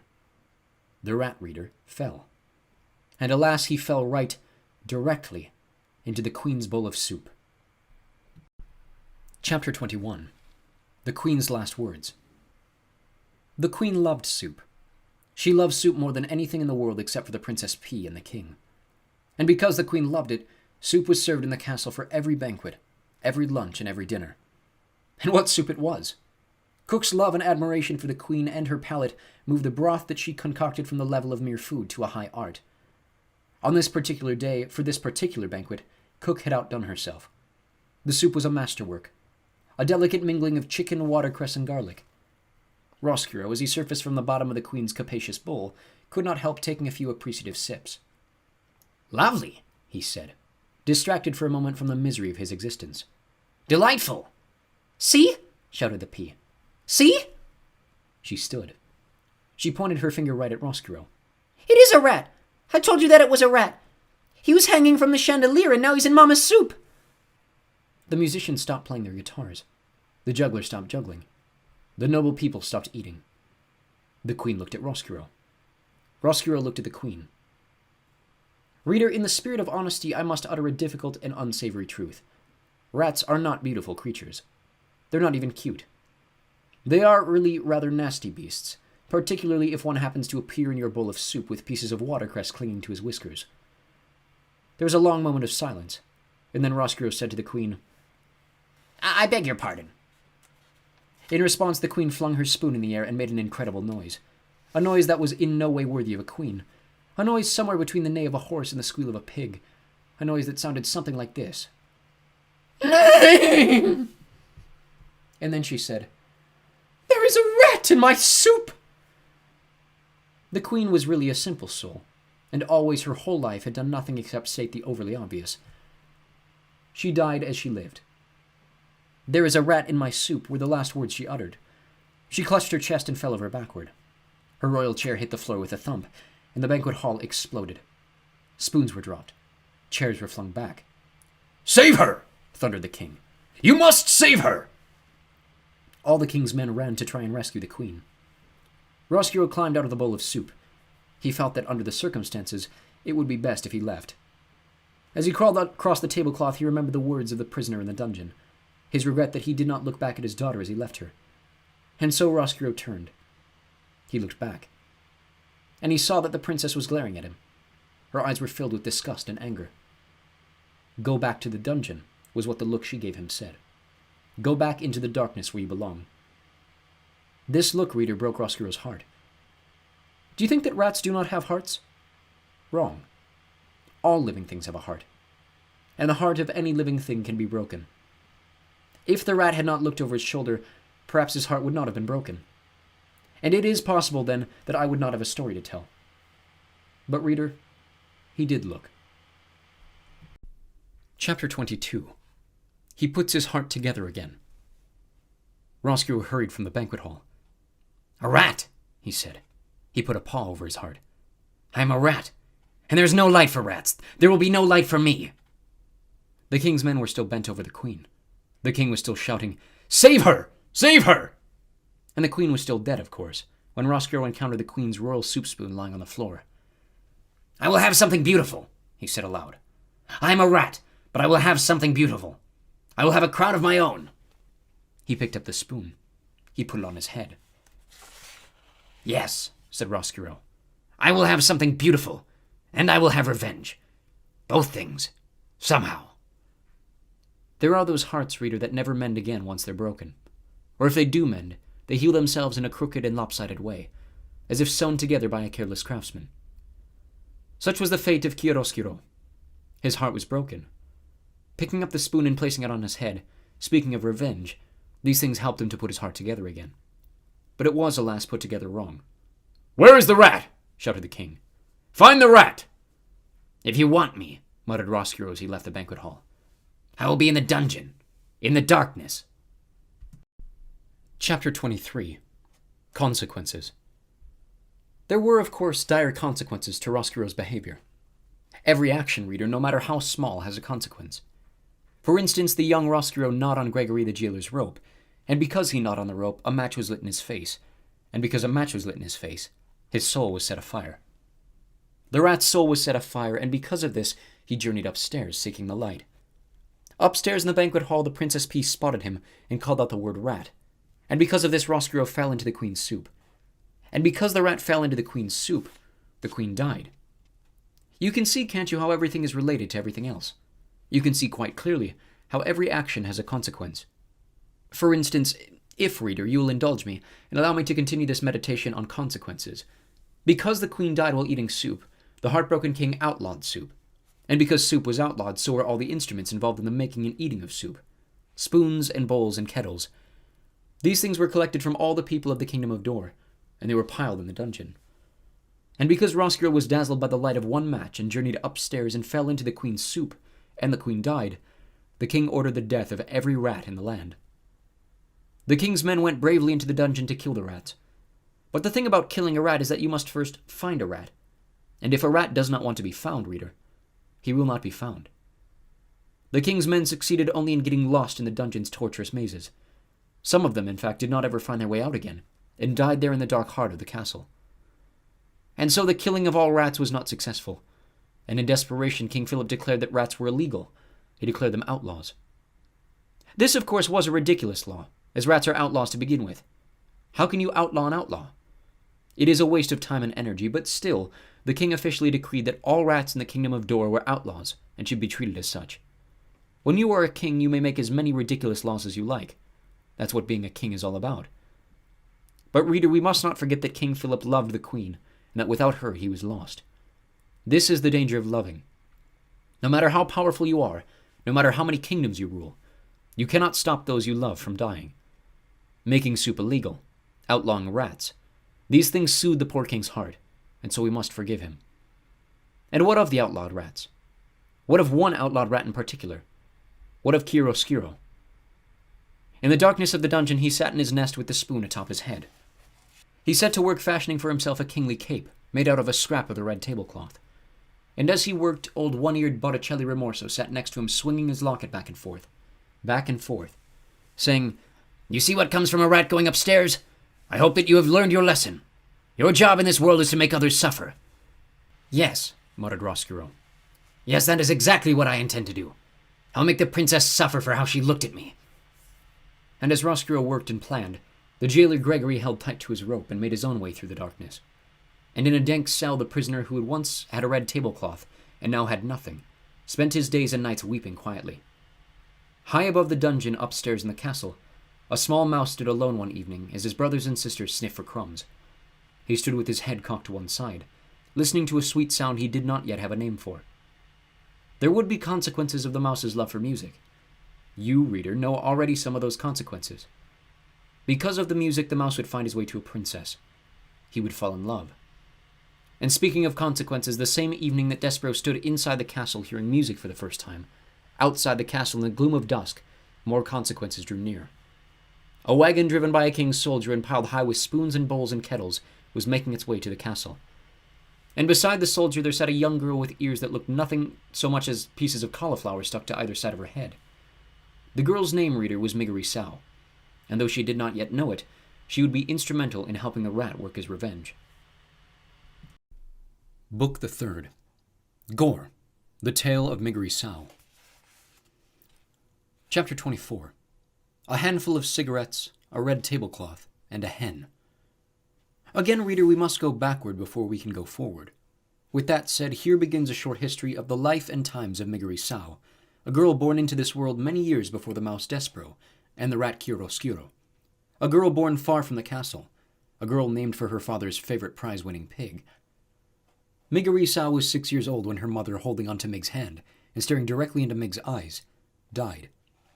Ma? Said Mig. Ma, couldn't you stay here with me? Oh, said her mother. Who is that? Who is that holding my hand? It's me, Ma, Miggery Sow. Ah, child, let me go. But I want you to stay here, said Mig, wiping first at her runny nose and then at her runny eyes. You want? Said her mother. Yes, said Mig. I want. Ah, child, and what does it matter what you are wanting? Said her mother. She squeezed Mig's hand once, twice, and then she died, leaving Mig alone with her father, who, on a market day in spring soon after his wife's death, sold his daughter into service for a handful of cigarettes, a red tablecloth, and a hen. Papa? Said Mig, when her father was walking away from her with the hen in his arms, a cigarette in his mouth, and the red tablecloth draped across his shoulders like a cape. Go on, Mig, he said. You belong to that man now. But I don't want to, Papa, she said. I want to go with you. She took hold of the red tablecloth and tugged on it. Lord child, her father said, and who is asking you what you want? Go on now. He untangled her fingers from the cloth and turned her in the direction of the man who had bought her. Mig watched her father walk away, the red tablecloth billowing out behind him. He left his daughter. And reader, as you already know, he did not look back. Not even once. Can you imagine it? Can you imagine your father selling you for a tablecloth, a hen, and a handful of cigarettes? Close your eyes, please, and consider it for just a moment. Done? I hope that the hair on the back of your neck stood up as you thought of Mig's fate, and how it would be if it were your own. Poor Mig. What will become of her? You must, frightened though you may be, read on and see for yourself. Reader, it is your duty. Chapter 25. A Vicious Circle. Miggery Sow called the man who purchased her uncle, as he said she must. And also, as he said she must, Mig tended Uncle's sheep and cooked Uncle's food, and scrubbed Uncle's kettle. She did all of this without a word of thanks or praise from the man himself. Another unfortunate fact of life with Uncle was that he very much liked giving Meg what he referred to as a good clout to the ear. In fairness to Uncle, it must be reported that he did always inquire whether or not Mig was interested in receiving the clout. Their daily exchanges went something like this. Uncle. I thought I told you to clean the kettle. Mig. I cleaned it, Uncle. I cleaned it good. Uncle. Ah, it's filthy. You'll have to be punished, won't you? Mig. Poor Uncle. I cleaned the kettle. Uncle. Are you saying that I'm a liar, girl? Mig. No, Uncle. Uncle. Do you want a good clout to the ear, then? Mig. No, thank you, Uncle. I don't. Alas, Uncle seemed to be as entirely unconcerned with what Mig wanted as her mother and father had been. The discussed clout to the ear was always delivered. Delivered, I'm afraid, with a great deal of enthusiasm on Uncle's part, and received with absolutely no enthusiasm at all on the part of Mig. These clouts were alarmingly frequent, and Uncle was scrupulously fair in paying attention to both the right and left side of Miggery Sow. So it was that after a time the young Mig's ears came to resemble not so much as ears as pieces of cauliflower stuck to either side of her head, and they became about as useful to her as pieces of cauliflower. That is to say, they all but ceased their functioning as ears. Words for Meg lost their sharp edges, and then they lost their edges altogether and became blurry, blankety things that she had a great deal of trouble making any sense out of at all. The less Meg heard, the less she understood. The less she understood, the more things she did wrong. And the more things she did wrong, the more clouts to the ears she received, and the less she heard. This is what is known as a vicious circle. And Meg Rissau was right in the center of it. Which is not, reader, where anybody would want to be. But then, as you know, what Meg Rissau wanted had never been of much concern to anyone. Chapter 26. Royalty. When Meg turned 7 years old, there was no cake, no celebration, no singing, no present, no acknowledgement of her birthday at all other than Meg saying, "Uncle, today I'm 7 years old." And Uncle sang in return, "Did I ask you how old you were today? Get out of my face before I give you a good clout to the ear." A few hours after receiving her birthday clout to the ear, Meg was out in the field with Uncle's sheep, when she saw something glittering and glowing on the horizon. She thought for a moment that it was the sun, but she turned and saw that the sun was in the west, where it should be, sinking to join the earth. The thing that shone so brightly was something else. Meg stood in the field and shaded her eyes with her left hand, and watched the brilliant light draw closer and closer and closer, until it revealed itself to be King Philip and his Queen Rosemary, and their daughter, the young Princess P. The royal family was surrounded by knights in shining armor, and horses in shining armor, and atop each member of the royal family's head there was a golden crown. And they were all, the king and the queen and the princess, dressed in robes decorated with jewels and sequins that glittered and glowed and captured the light of the setting sun, and reflected it back. "Gore!" breathed Meg. The Princess P was riding on a white horse that picked up its legs very high, and set them down very daintily. The P saw Meg standing and staring, and she raised a hand to her. "Hello!" the Princess P called out merrily. "Hello!" And she waved her hand again. Meg did not wave back. Instead, she stood and watched, open-mouthed, as the perfect, beautiful family passed her by. "Papa," called the princess to the king, "what is wrong with the girl? She will not wave to me." "Never mind," said the king. "It is of no consequence, my dear." "But I'm a princess, and I waved to her. She should wave back." Meg, for her part, continued to stare. Looking at the royal family had awakened some deep and slumbering need in her. It was as if a small candle had been lit in her interior, sparked to life by the brilliance of the king and the queen and the princess. For the first time in her life, reader, Meg hoped. And hope is like love, a ridiculous, wonderful, powerful thing. Meg tried to name this strange emotion. She put a hand up to touch one of her aching ears, and she realized that the feeling she was experiencing, the hope blooming inside of her, felt exactly the opposite of a good cloud. She smiled and took her hand away from her ear. She waved to the princess. "Today's my birthday," Meg called out. But the king and the queen and the princess were by now too far away to hear her. "Today," shouted Meg, "I'm 7 years old." Chapter 27. A Wish. That night, in the small dark hut that she shared with Uncle and the sheep, Meg tried to speak of what she had seen. "Uncle," she said. "Huh? "I saw some human stars today. How's that?" I saw them all glittering and glowing, and there was a little princess wearing her old crown and riding on a little white tippy-toed horse." "What are you going on about?" said Uncle. "I saw a king and a queen and an itty-bitty princess," shouted Meg. "So?" shouted Uncle back. "I would like," said Meg shyly. "I wish to be one of them princesses." "Huh!" laughed Uncle. "Huh! An ugly, dumb thing like you. You ain't even worth the enormous lot I paid for you. Don't I wish every night that I had back that good hand and that red tablecloth in place of you?" He did not wait for Meg to guess the answer to this question. "I do," he said. "I wish it every night. The tablecloth was the color of blood. That hen could lay eggs like nobody's business." "I want to be a princess," said Meg. "I want to wear a crown." "A crown?" Uncle laughed. "She wants to wear a crown." He laughed harder. He took the empty kettle and put it atop his head. "Look at me," he said. "I'm a king. See my crown? I'm a king just like I always wanted to be. I'm a king because I want to be one." He danced around the hut with the kettle on his head. He laughed until he cried. And then he stopped dancing and took the kettle from his head and looked at Meg and said, "Do you want a good clout to the ear for such nonsense?" "No, thank you, Uncle," said Meg. But she got one anyway.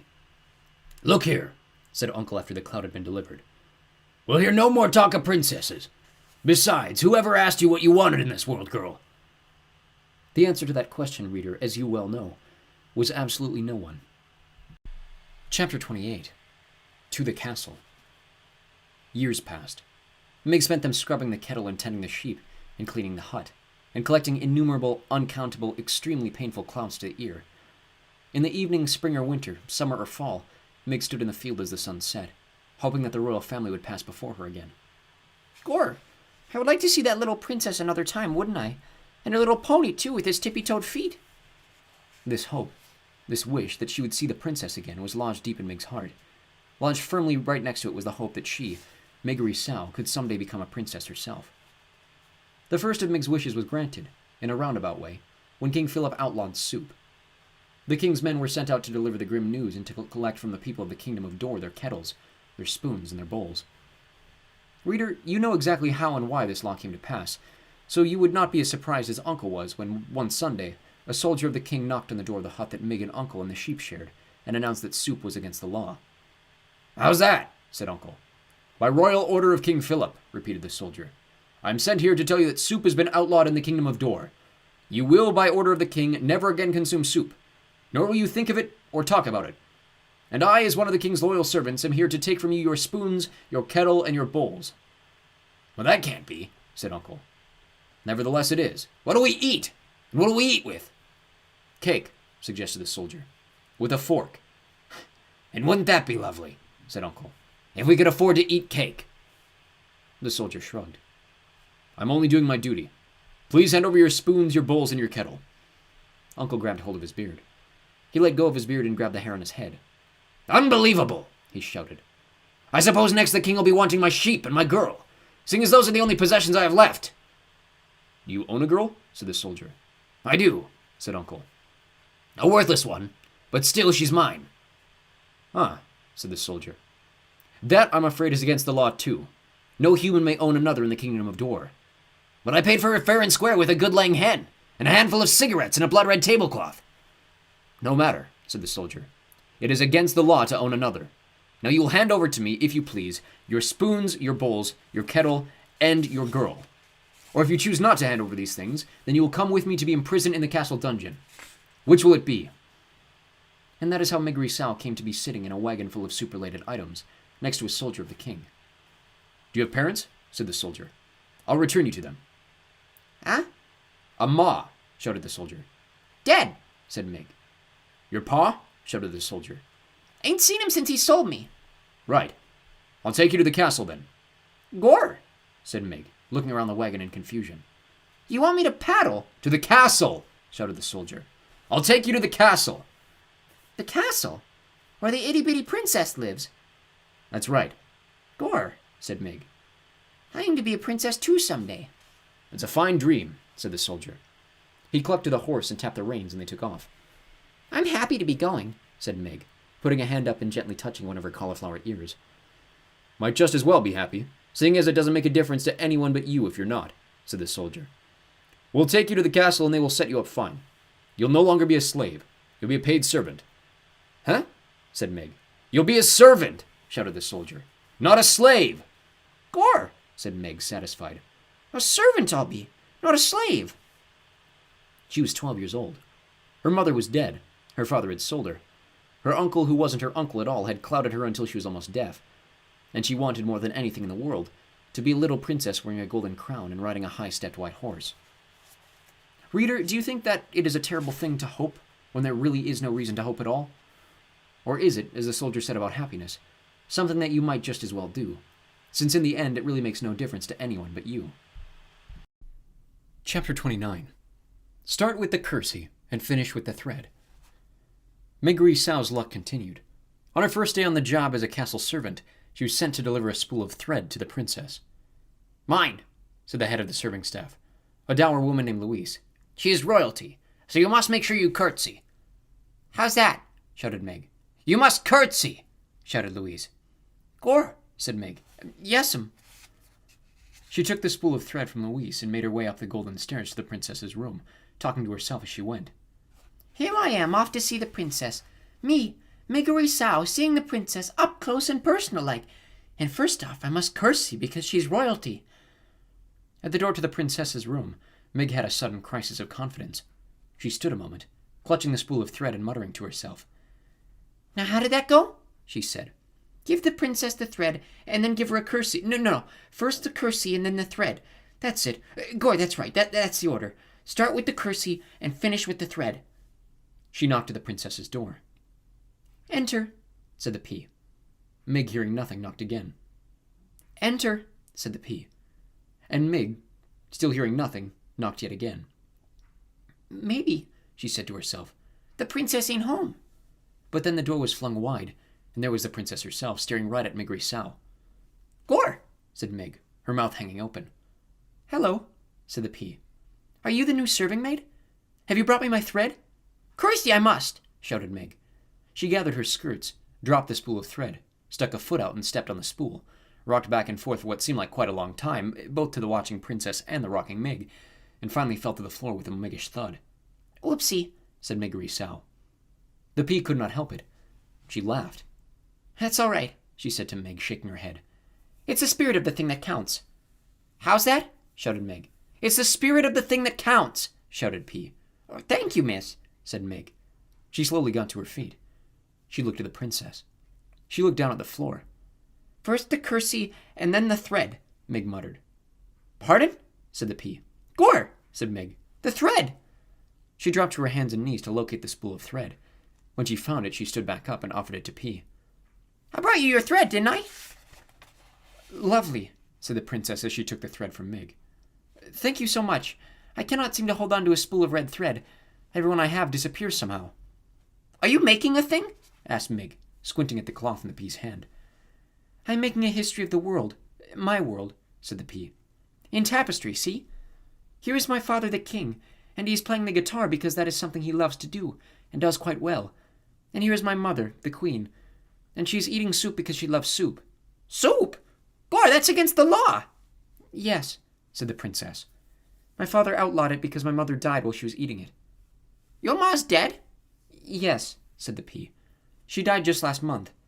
She bit her bottom lip to stop it from trembling. Ain't that the thing, said Mig. My ma's dead too. How old were you when she died? Bold was I, said Mig, taking a step back away from the princess. I'm sorry then. No. How old? How old were you? Shouted the P. Oh, not but 6, said Mig. I'm sorry, said the princess. She gave Mig a quick, deep look of sympathy. How old are you now? 12 years. Well, so am I, said the princess. We're the same age. What is your name? She shouted. Miggery Sal, but most just calls me Mig. And I saw you once before, princess. You passed me by on a little white horse. On my birthday it was. And I was in the field with Uncle Sheep, and it was sunset time. Did I wave to you? Asked the princess. Huh? Did I wave? Shouted the P. Yes, nodded Meg.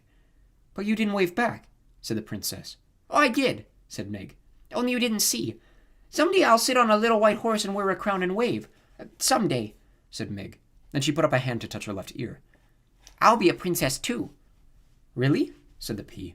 And she gave Meg another quick, deep look, but said nothing else. When Meg finally made her way back down the golden stairs, Louise was waiting for her. How long, she roared, did it take you to deliver a spool of thread to the princess? Too long? Guessed Meg. That's right, said Louise, and she gave Meg a good clout to the ear. You are not destined to be one of our star servants. That is already abundantly clear. No, ma'am, said Meg. That's all right, though, because I aim to be a princess. You? A princess? Don't make me laugh. This reader was a little joke on Louise's part, as she was not a person who laughed. Ever. Not even at a notion as ridiculous as Miggery Sal becoming a princess. Chapter 30. To the Dungeon. At the castle, for the first time in her young life, Meg had enough to eat. And eat she did. She quickly became plump, and then plumper still. She grew rounder, and bigger, only her head stayed small. Reader, as the teller of this tale, it is my duty from time to time to utter some hard and rather disagreeable truths. In the spirit of honesty, then, I must inform you that Meg was the tiniest bit lazy, and too, she was not the sharpest knife in the drawer. That is, she was a bit slow-witted. Because of these shortcomings, Louise was hard-pressed to find a job that Miggery Sal could effectively perform. In quick succession, Meg failed as a lady-in-waiting. She was caught trying on the gown of a visiting duchess. A seamstress, she sewed the cloak of a riding-master to her own frock and ruined both. And as a chambermaid. Sent to clean a room, she stood open-mouthed and delighted, admiring the gold walls and floors and tapestries, exclaiming over and over again, "Gor, ain't it pretty? Gor, ain't it something then?" and did no cleaning at all. And while Mig was trying and failing at these many domestic chores, other important things were happening in the castle. The rat in the dungeon below was pacing and muttering in the darkness, waiting to take his revenge on the princess. And upstairs in the castle, the princess had met a mouse, and the mouse had fallen in love with her. Will there be consequences? You bet. Just as Mig's inability to perform any job well had its consequences, for finally, as a last resort, Louise sent Mig to the kitchen, where the cook had a reputation for dealing effectively with difficult help. In Cook's kitchen, Mig dropped eggshells in the pound cake batter. She scrubbed the kitchen floor with cooking oil instead of cleanser. She sneezed directly on the king's pork chop moments before it was to be served to him. "Of all the good-for-nothings I've encountered," shouted Cook, "surely you're the worst, the most cauliflower-eared, the good-for-nothingest. There's only one place left for you. The dungeon." "Huh?" said Mig, cupping a hand around her ear. "You are being sent to the dungeon. You are to take the jailer his noonday meal. That will be your duty from now on." Reader, you must know that the mice of the castle feared the dungeon. Must I tell you that the humans feared it too? Certainly it was never far from their thoughts. In the warm months, a foul odor rose out of its dark depths and permeated the whole of the castle. And in the still, cold nights of winter, terrible howls issued from the dark place, as if the castle itself were weeping and moaning. "It's only the wind," the people of the castle assured each other. "Nothing but the wind." Many a servant girl had been sent to the dungeon bearing the jailer's meal, only to return white-faced and weeping, hands trembling, teeth chattering, insisting that they would never go back. And worse, there were whispered stories of those servant girls who had been given the job of feeding the jailer, who had gone down the stairs and into the dungeon, and who had never been seen or heard from again. Do you believe that this will be Mig's fate?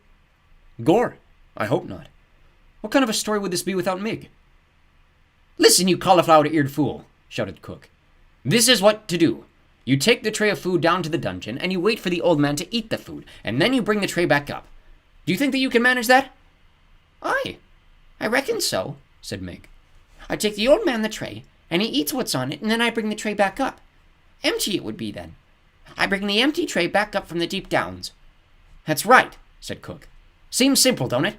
But I'm sure you'll find a way to bungle it." "Huh?" said Mig. "Nothing," said Cook. "Good luck to you. You'll be needing it." She watched as Mig descended the dungeon stairs. They were the very same stairs, reader, that the mouse Despereaux had been pushed down the day before. Unlike the mouse, however, Mig had a light. On the tray with the food there was a single flickering candle to show her the way. She turned on the stairs and looked back at Cook, and smiled. "That cauliflower-eared, good-for-nothing fool," said Cook, shaking her head. "What's to become of someone who goes into the dungeon smiling, I ask you?" Reader, for the answer to Cook's question, you must read on. Chapter 31. A Song in the Dark. The terrible foul odor of the dungeon did not bother Mig. Perhaps that is because sometime, when Uncle was giving her a good clout to the ear, he missed his mark and delivered a good clout to Mig's nose instead. This happened often enough that it interrupted the proper workings of Mig's olfactory senses, and so it was that the overwhelming stench of despair and hopelessness, and evil, was not at all discernible to her, and she went happily down the twisting and turning stairs. "Gore!" she shouted. "It's dark, ain't it?" "Yes, it is, Mig," she answered herself. "But if I was a princess, I'd be so glittery light-like, there wouldn't be a place in the world that was dark to me." At this point, Mig Rissal broke into a little song that went something like this. "I ain't the Princess P, but someday I will be. The P-ha-he, someday I will be." Mig, as you can imagine, wasn't much of a singer. More of a bellower, really. But in her little song there was, to the rightly tuned ear, a certain kind of music. And as Mig went singing down the stairs of the dungeon, there appeared from the shadows a rat wrapped in cloak of red and wearing a spoon on his head. "Yes, yes," whispered the rat. "A lovely song. Just the song I've been waiting to hear." And Roscuro quietly fell in step beside Mig Rissal. At the bottom of the stairs, Mig shouted into the darkness. "Gore! It's me, Mig Rissal. Most calls me Mig, delivering your food. Come and get it, Mr. Deep Downs." There was no response. The dungeon was quiet, but it was not quiet in a good way. It was quiet in an ominous way. It was quiet in the way of small, frightening sounds. There was a snail-like slither of water oozing down the walls, and from around a darkened corner there came the low moan of someone in pain. And then, too, there was the noise of the rats going about their business, their sharp nails hitting the stones of the dungeon, and their long tails dragging behind them, through the blood and muck. Reader, if you were standing in the dungeon, you would certainly hear all of these disturbing and ominous sounds. If I were standing in the dungeon, I would hear those sounds. If we were standing together in the dungeon, we would hear these sounds and we would be very frightened. We would cling to each other in our fear. But what did Migri Sao do? That's right. Absolutely nothing. And so, because she did not hear, she was not afraid at all, not in the least. She held the tray up higher, and the candle shed its weak light on the towering pile of spoons and bowls and kettles. "Gore," said Mig. "Look at them things. I never imagined there could be so many spoons in the whole wide world." "There is more to this world than anyone could imagine," said a booming voice from the darkness. "True, true," whispered Roscuro. "The old jailer speaks true." "Gore," said Mig. "Who said that?" And she turned in the direction of the jailer's voice. Chapter 32. Beware of the Rats. The candlelight on Mig's tray revealed Gregory limping toward her, the thick rope tied around his ankle, his hands outstretched. "You, Gregory presumes, have brought food for the jailer." "Gore," said Mig. She took a step backward. "Give it here," said Gregory, and he took the tray from Mig and sat down on an overturned kettle that had rolled free from the tower. He balanced the tray on his knees and stared at the covered plate.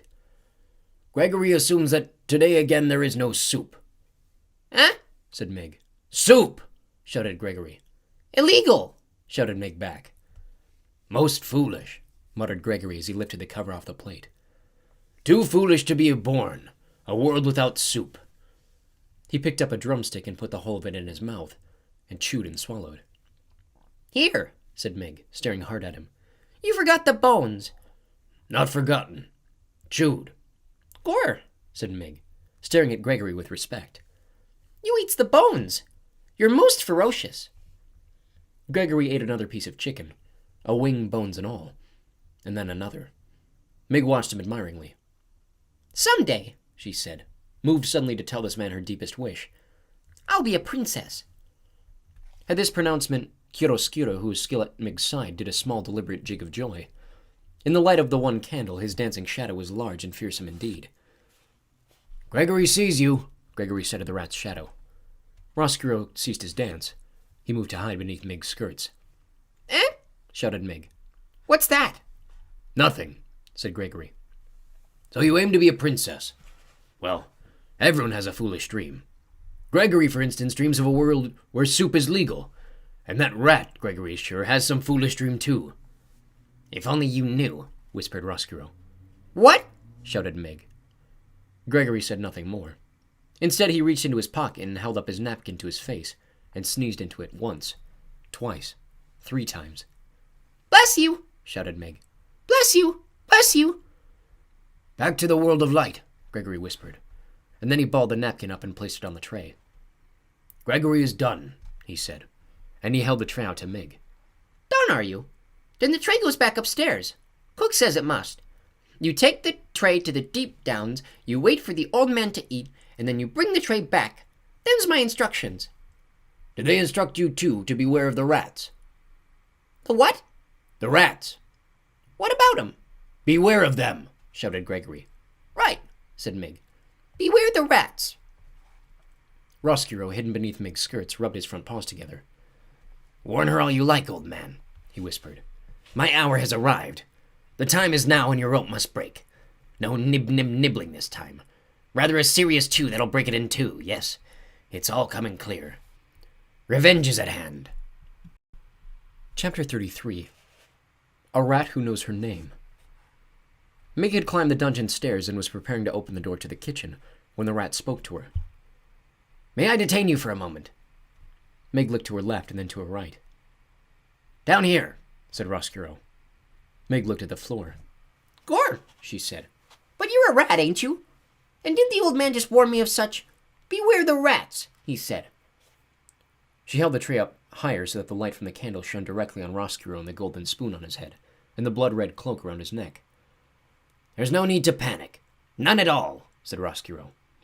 As he talked, he reached behind his back, and using the handle, he raised the soup spoon off his head, much in the manner of a man lifting his hat to a lady. "Gore," said Mig. "a rat with manners." "Yes," said Roscuro. "How do you do?" "My papa had him some cloth much like yours, Mr. Rat," said Mig. "red like that. He traded me for it." "Ah," said Roscuro, and he smiled a large, knowing smile. "Ah, did he really? That is a terrible story. A tragic story. Reader, if you will pardon me, we must pause for a moment to consider a great and unusual thing. A portentous thing. That great, usual, portentous thing is this. Roscuro's voice was pitched perfectly to make its way through the tortuous path of Mig's broken-down cauliflower ears. That is to say, dear reader, Miggery Sao heard, perfect and true, every single word the rat Roscuro uttered. You have known your share of tragedy, said Roscuro to Mig. Perhaps it's time for you to make the acquaintance of triumph and glory. Triumph, said Mig. Glory. Allow me to introduce myself, said Roscuro. I am Chiaroscuro. Friends call me Roscuro. And your name is Miggery Sao. And it is true, is it not, that most people call you simply Mig? Ain't that the thing, shouted Mig. A rat who knows my name. Miss Miggery, my dear, I do not want to appear too forward so early in our acquaintance. But may I inquire, I am right in ascertaining that you have aspirations. What do you mean, aspirations? Shouted Mig. Miss Miggery, there is no need to shout. None at all. As you can hear me, so I can hear you. We two are perfectly suited, each to the other. Roscuro smiled again, displaying a mouthful of sharp yellow teeth. Aspirations, my dear, are those things that would make a serving girl wish to be a princess. Gore, agreed Meg. A princess is exactly what I want to be. There is, my dear, a way to make that happen. I believe that there is a way to make that dream come true. You mean that I could be the Princess P? Yes, your highness, said Roscuro, and he swept the spoon off his head and bowed deeply at the waist. Yes, your most royal Princess P. Gore, said Mig. May I tell you my plan? May I illustrate for you how we can make your dream of becoming a princess a reality? Yes, said Mig. Yes. It begins, said Roscuro, with yours truly, and the chewing of a rope. Mig held the tray with one small candle and burning bright, and she listened as the rat went on, speaking directly to the wish in her heart. So passionately did Roscuro speak, and so intently did the serving girl listen, that neither noticed as the napkin on the tray moved. Nor did they hear the small mouse-like noises of disbelief and outrage that issued from the napkin, as Roscuro went on unfolding, step by step, his diabolical plan to bring the princess to darkness. Book the Fourth. Recalled to the Light. Chapter 34. Kill him, even if they's already dead. Reader, you did not forget about our small mouse, did you? Back to the light. That was what Gregory whispered to him when he wrapped Despereaux in his napkin and placed him on the tray. And then Mig, after her conversation with Roscuro, carried the tray into the kitchen. And when she saw Cook, she shouted, It's me, Miggery Sao, back from the deep downs. How lovely, said Cook.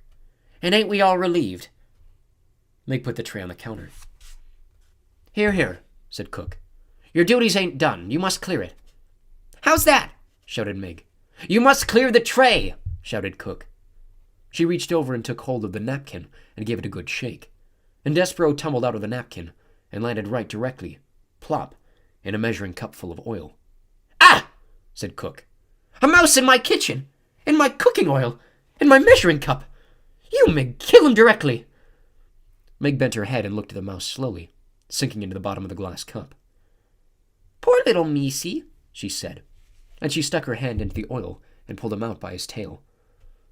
Despereaux, gasping and coughing and blinking at the bright light, could have wept with joy at his rescue, but he was not given time to cry. Kill him, shouted Cook. Gore, said Mig. All right. Holding Despereaux by the tail, she went to get the kitchen knife, but the mouse tail, covered as it was in oil, was slick and difficult to hold on to, and Mig, in reaching for the knife, loosened her grip, and Despereaux fell to the floor. Mig looked down at the little bundle of brown fur. Gore, she said. That killed him for sure. Kill him even if he's already dead, shouted Cook. That's my philosophy with mice. If they're alive, kill them. If they're dead, kill them. That way you can be certain of having yourself a dead mouse, which is the only kind of mouse to have. That's some good sophisy. That is, kill him even if they's already dead.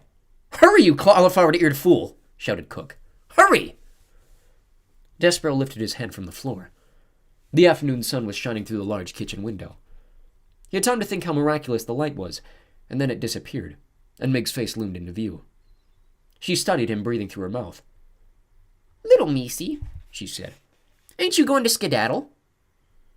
Despereaux looked for a long moment into Mig's small, concerned eyes, and then there came a blinding flash, and the sound of metal moving through the air as Mig brought the kitchen knife down. Down. Down. Despereaux felt a very intense pain in his hindquarters. He leapt up and into action. Reader, he scurried. He scurried like a professional mouse. He zigged to the left. He zagged to the right. Gore! Shouted Mig. Missed him! Ain't that a surprise? Said Cook just as Despereaux scurried under a crack in the pantry door. I got the little Missy's tail, though, said Mig. She bent over and picked up Despereaux's tail and held it up, proudly displaying it to Cook. So? Shouted Cook.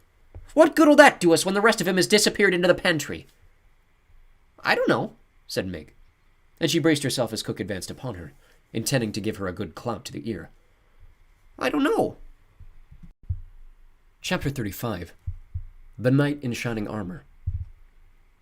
Despereaux was pondering the reverse of that question. He was wondering not what he would do with his tail, but what he would do without it. He was sitting on a bag of flour high atop a shelf in the pantry, crying for what he had lost.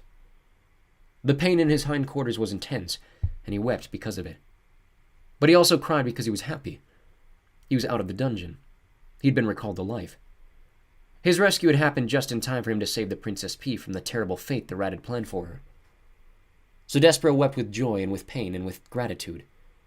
He wept with exhaustion and despair and hope. He wept with all the emotions a young small mouse who has been sent to his death and then been delivered from it in time to save his beloved can feel. Reader, the mouse wept. And then he lay down on the sack of flour and slept. Outside the castle the sun set, and the stars came out one by one, and then they disappeared and gave way to the rising sun, and still Despereaux slept.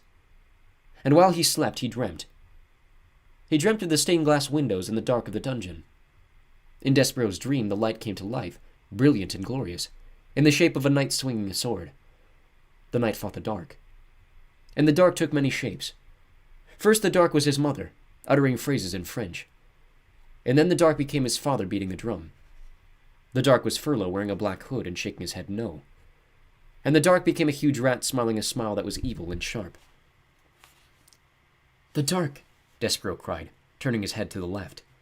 The light, he murmured, turning his head to the right. He called out to the knight. He shouted, Who are you? Will you save me? But the knight did not answer him. Tell me who you are, Despereaux shouted. The knight stopped swinging his sword. He looked at Despereaux. You know me, he said. No, said Despereaux. I don't. You do, said the knight. He slowly took the armor off his head and revealed nothing to no one. The suit of armor was empty. No. Oh, no, said Despereaux. There is no knight in shining armor. It's all just make-believe, like Happily Ever After. And in his sleep, reader, the small mouse began to cry. Chapter 36. What Mig Carried. And while the mouse slept, Roscoe put his terrible plan into effect. Would you like to hear, reader, how it all unfolded? The story's not a pretty one. There is violence in it, and cruelty. But stories that are not pretty have a certain value too, I suppose.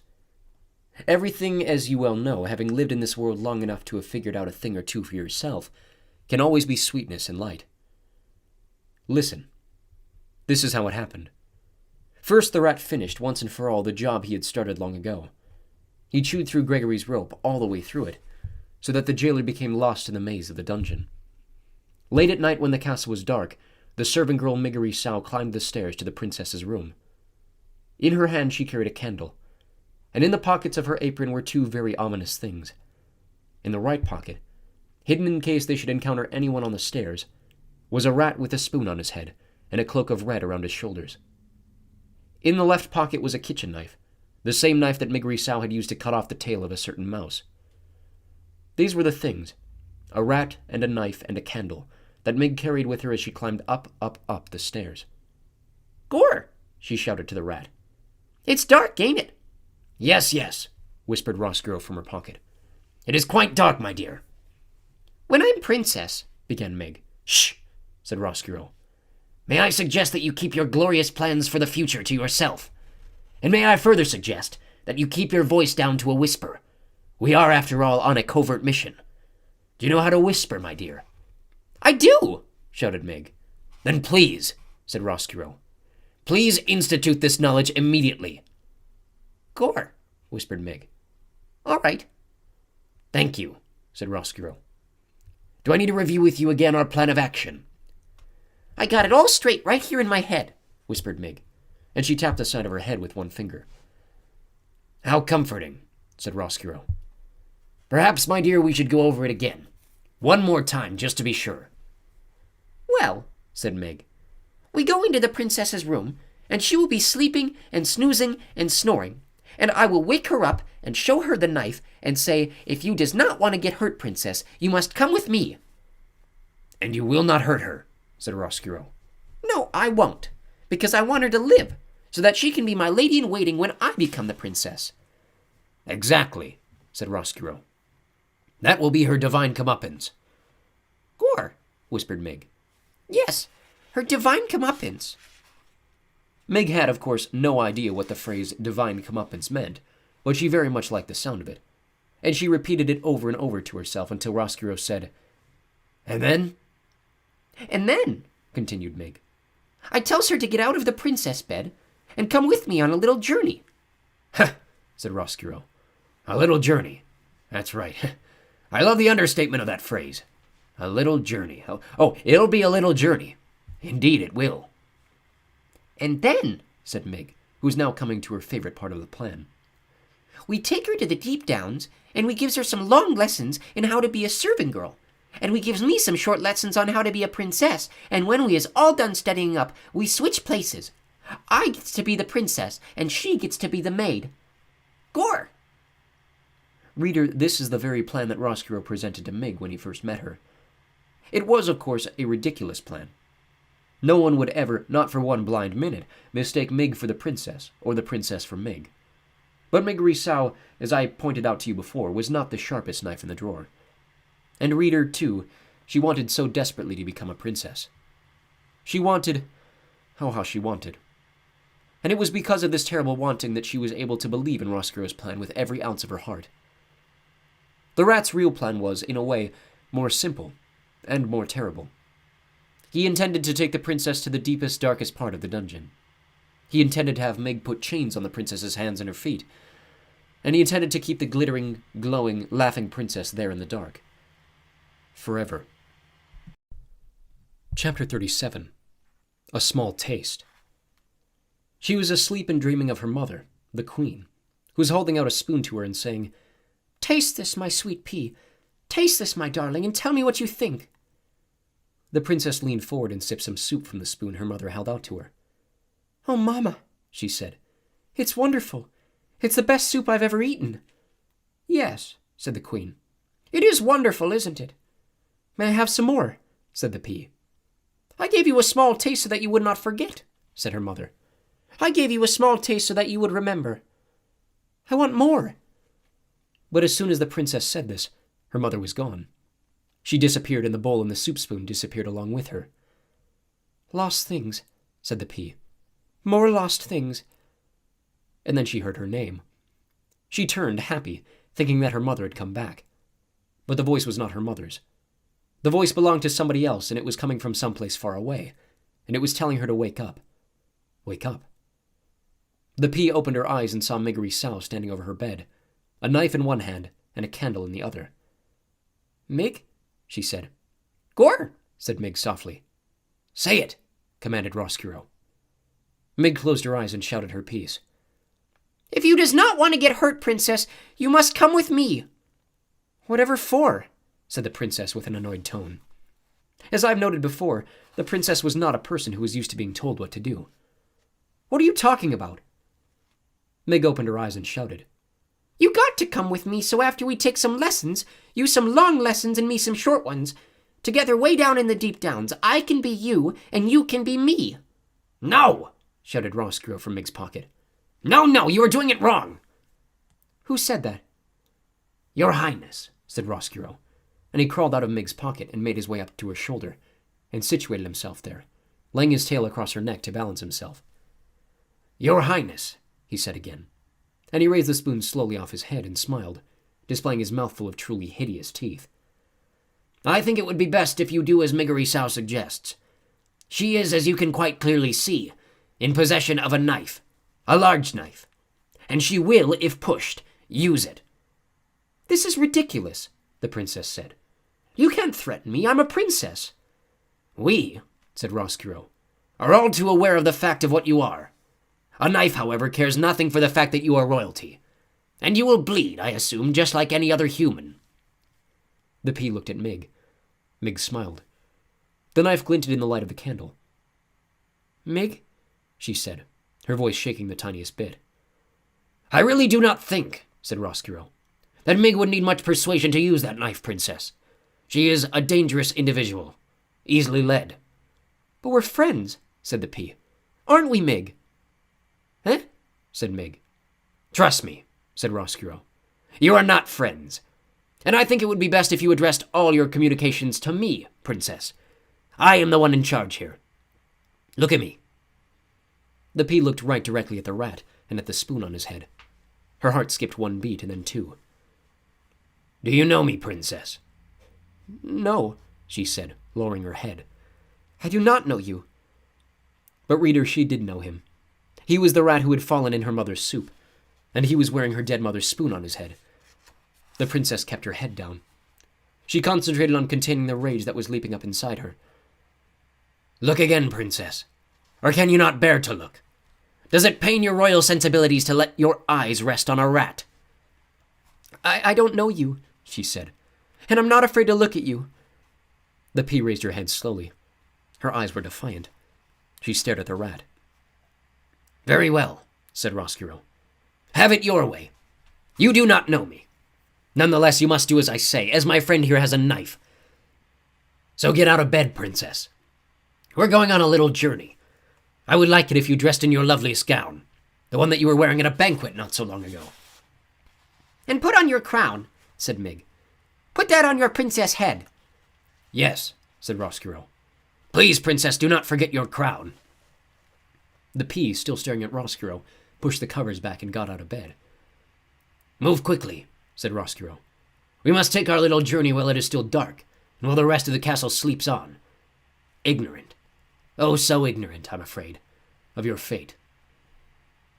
The princess took a gown from her closet. Yes, said Roscuro to himself. That is the one. The very one. Look how it sparkles in the light. Lovely. I will need someone to do my buttons, said the princess as she stepped into the dress. Mig, you must help me. Little princess, said Roscuro. Do you think that you can outsmart a rat? Our dear Miggery Sao will not lay down her knife. Not even for a moment. Will you, Miggery Sao? Because that might ruin your chances of becoming a princess. Isn't that right?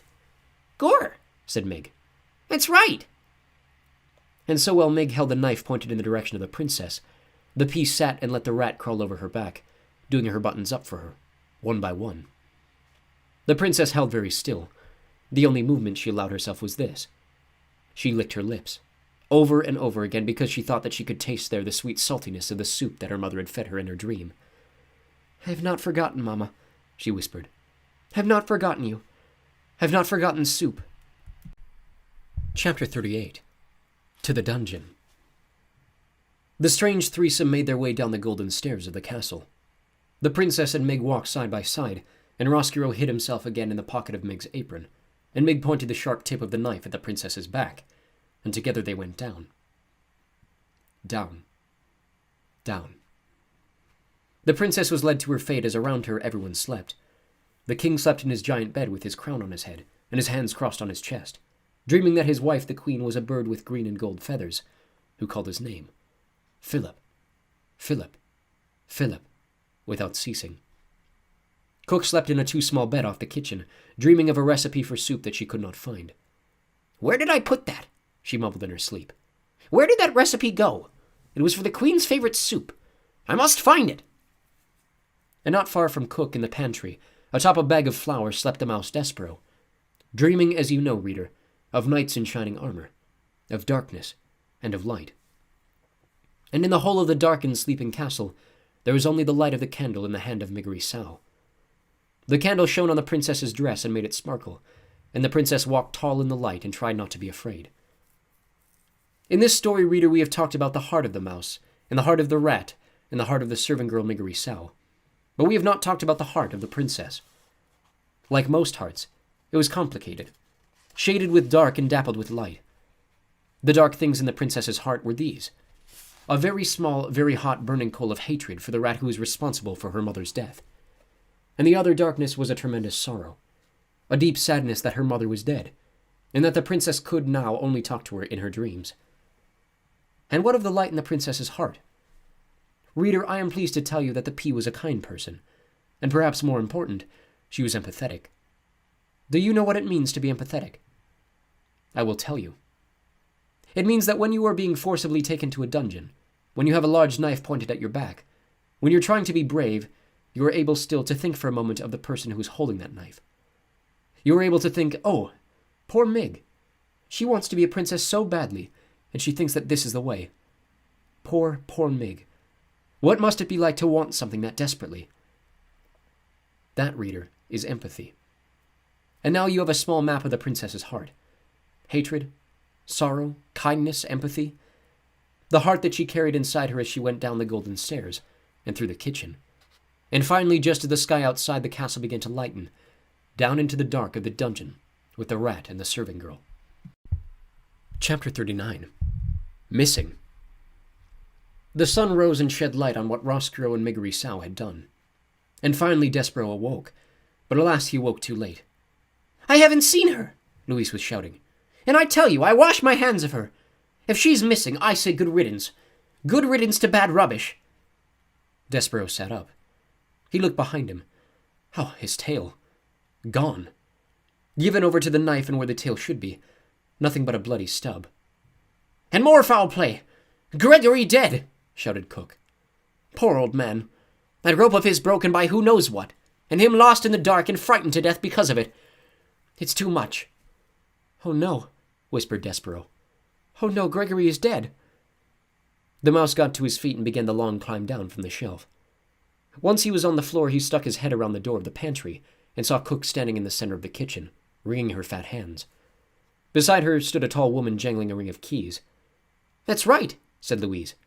All the king's men was down there searching for her in the dungeon, and when they come back up, what do they have with them? They have the old man. Dead. And now you tell me that Mig is missing, and I say, who cares? Despereaux made a small noise of despair. He had slept too long. The rat had already acted. The princess was gone.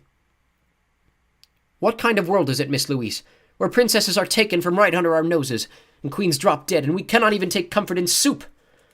And with this, Cook started to cry. Shh, said Louise. I beg of you, do not say that word. Soup, shouted Cook. I will say it. No one can stop me. Soup, soup, soup. And then she began to cry in earnest, wailing and sobbing. There, said Louise. She put a hand out to touch Cook, and Cook slapped it away. It'll be all right, said Louise. Cook brought the hem of her apron up to wipe at her tears. It won't, she said. It won't be all right ever again. They've taken our little darling away. There ain't nothing left to live for without the princess. Despereaux was amazed to have exactly what was in his heart spoken aloud by such a ferocious, mouse-hating woman as Cook. Louise again reached out to touch Cook, and this time Cook allowed her to put an arm around her shoulder. What'll we do? What'll we do? Wailed Cook. And Louise said, Shh, there. Alas, there was no one to comfort Despereaux, and there was no time anyway for him to cry. He knew what he had to do. He had to find the king. For having heard Roscuro's plan, reader, Despereaux knew that the princess was hidden in the dungeon. And being somewhat smarter than Miggery Sow, he sensed the terrible unspoken truth behind Roscuro's words. He knew that Mig could never be a princess, and he knew that the rat, once he captured the pea, would never let her go. And so the small mouse who had been dipped in oil, covered in flour, and relieved of his tail slipped out of the pantry and past the weeping ladies. He went to find the king. Chapter 40. Forgiveness. He went first to the throne room, but the king was not there. And so Despereaux slipped through a hole in the molding and was making his way to the princess's room when he came upon the mouse council. 13 mice and one most very honored head mouse, sitting around their piece of wood debating important mouse matters. Despereaux stopped and stood very still. "Fellow honored mice," said the most very honored head mouse, and then he looked up from the makeshift table and saw Despereaux. "Despereaux," he whispered. The other mice of the council leaned forward, straining to make some sense of the word that the head mouse had just uttered. "Pardon?" one said. "Excuse me," said another. "I didn't hear right," said a third. "I thought you said Despereaux." The head mouse gathered himself. He tried speaking again. "Fellow members," he said. "A ghost! A ghost!" And he raised a shaking paw and pointed it at Despereaux. The other mice turned and looked. And there was Despereaux Tilling, covered in flour, looking back at them, the telltale red thread still around his neck like a thin trail of blood. "Despereaux," said Lester. "Son, you have come back!" Despereaux looked at his father and saw an old mouse, whose fur was shot through with gray. How could that be? Despereaux had been gone only a few days, but his father seemed to have aged many years in his absence. "Son! Ghost of my son!" said Lester, his whiskers trembling. "I dream about you every night. I dream about beating the drum that sent you to your death. I was wrong. What I did was wrong." "No!" called the most very honored head mouse. "No!" "I've destroyed it," said Lester. "I've destroyed the drum. Will you forgive me?" He clasped his front paws together and looked at his son. "No!" shouted the head mouse again. "No, do not ask the ghost to forgive you, Lester. You did as you should. You did what was best for the mouse community." Lester ignored the head mouse. "Son," he said, "please." Despereaux looked at his father, at his gray-streaked fur and trembling whiskers, and his front paws clasped together in front of his heart. And he felt suddenly as if his own heart would break in two. His father looked so small, so sad. "Forgive me," said Lester again. Forgiveness, reader, is, I think, something very much like hope and love. A powerful, wonderful thing. And a ridiculous thing, too. Isn't it ridiculous, after all, to think that a son could forgive his father for beating the drum that sent him to his death? Isn't it ridiculous to think that a mouse could ever forgive anyone for such perfidy? But still, here are the words Despereaux Tilling spoke to his father. He said, "I forgive you, Pa." And he said those words because he sensed that it was the only way to save his own heart, to stop it from breaking in two. Despereaux, reader, spoke those words to save himself. And then he turned from his father and spoke to the whole mouse council. "You were wrong," he said. "All of you. You asked me to renounce my sins. I ask you to renounce yours. You wronged me. Repent." "Never," said the head mouse. Despereaux stood before the mouse council, and he realized that he was a different mouse than he'd been the last time he faced them. He had been to the dungeon and back up out of it. He knew things they would never know. What they thought of him, he realized, did not matter. Not at all. And so, without saying another word, Despereaux turned and left the room. After he was gone, the head mouse slapped his trembling paw on the table. "Mice of the council," he said, "we have been paid a visit by a ghost who has told us to repent. We will now take a vote. All in favor of saying that this visit did not occur, vote aye." And from the members of the mouse council, there came a tiny but emphatic chorus of ayes. Only one mouse said nothing. That mouse was Despereaux's father. Lester Tilling had turned his head away from the other members of the mouse council. He was trying to hide his tears. He was crying, reader, because he had been forgiven. Chapter 41. The Tears of a King.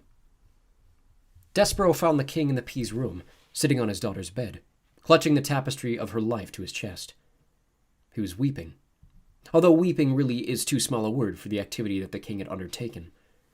Tears were cascading from his eyes. A small puddle had formed at his feet. I'm not exaggerating. The king, it seemed, was intent on crying himself a river. Reader, have you ever seen a king cry? When the powerful are made weak, when they're revealed to be human, to have hearts, their diminishment is nothing short of terrifying. You can be sure that Despereaux was terrified. Absolutely. But he spoke up anyway. "Sir?" the mouse said to the king. But the king did not hear him, and as Despereaux watched, King Philip dropped the tapestry and took his great golden crown from his lap, and used it to beat himself on the chest over and over again. The king, as I have already mentioned, had several faults. He was nearsighted. He made ridiculous, unreasonable, difficult-to-enforce laws, and much in the way of Miggery Sow, he was not exactly the sharpest knife in the drawer. But there was one extraordinary, wonderful, admirable thing about the king. He was a man who was able and willing to love with the whole of his heart. And just as he had loved the queen with the whole of his heart, so too he loved his daughter with the whole of it, even more than the whole. He loved the Princess P with every particle of his being, and she had been taken from him. But what Despereaux had come to say to the king had to be said, and so he tried again. "Excuse me," he said. He wasn't certain, really, how a mouse should address a king. Sir did not seem like a big enough word. Despereaux thought about it for a long moment. He cleared his throat. He spoke as loudly as he was capable of speaking. "Excuse me, most very honored head person." King Philip stopped beating his crown against his chest. He looked around the room. "Down here, most very honored head person," said Despereaux. The king, tears still falling from his eyes, looked at the floor. He squinted. "Is that a bug speaking to me?" he asked. "No," said Despereaux. "I'm a mouse. We met before." "A mouse!" bellowed the king. "A mouse is but one step removed from a rat." "Sir," said Despereaux, "most very honored head person, please, you have to listen to me. This is important. I know where your daughter is." "You do," said the king. He sniffed. He blew his nose on his royal cloak. "Where?" he said. And as he bent over to look more closely at Despereaux, 1 tear, 2 tears, 3 enormous king-sized tears fell with an audible plop onto Despereaux's head and rolled down his back, washing away the white of the flower and revealing his own brown fur. "Sir, most very honored head person, sir," said Despereaux, as he wiped the king's tears out of his own eyes. "She's in the dungeon." "Liar," said the king. He sat back up. "I knew it. All rodents are liars and thieves. She is not in the dungeon. My men have searched the dungeon." "But no one really knows the dungeon except the rats, sir. There are thousands of places where she could be hidden, and only the rats would know. Your men would never be able to find her if the rats did not want her found." "Ah!" said the king, and he clapped his hands over his ears. "Do not speak to me of rats and what they know," he shouted. "Rats are illegal. Rats are against the law. There are no rats in my kingdom. They do not exist." "Sir, most very honored head person, that is not true.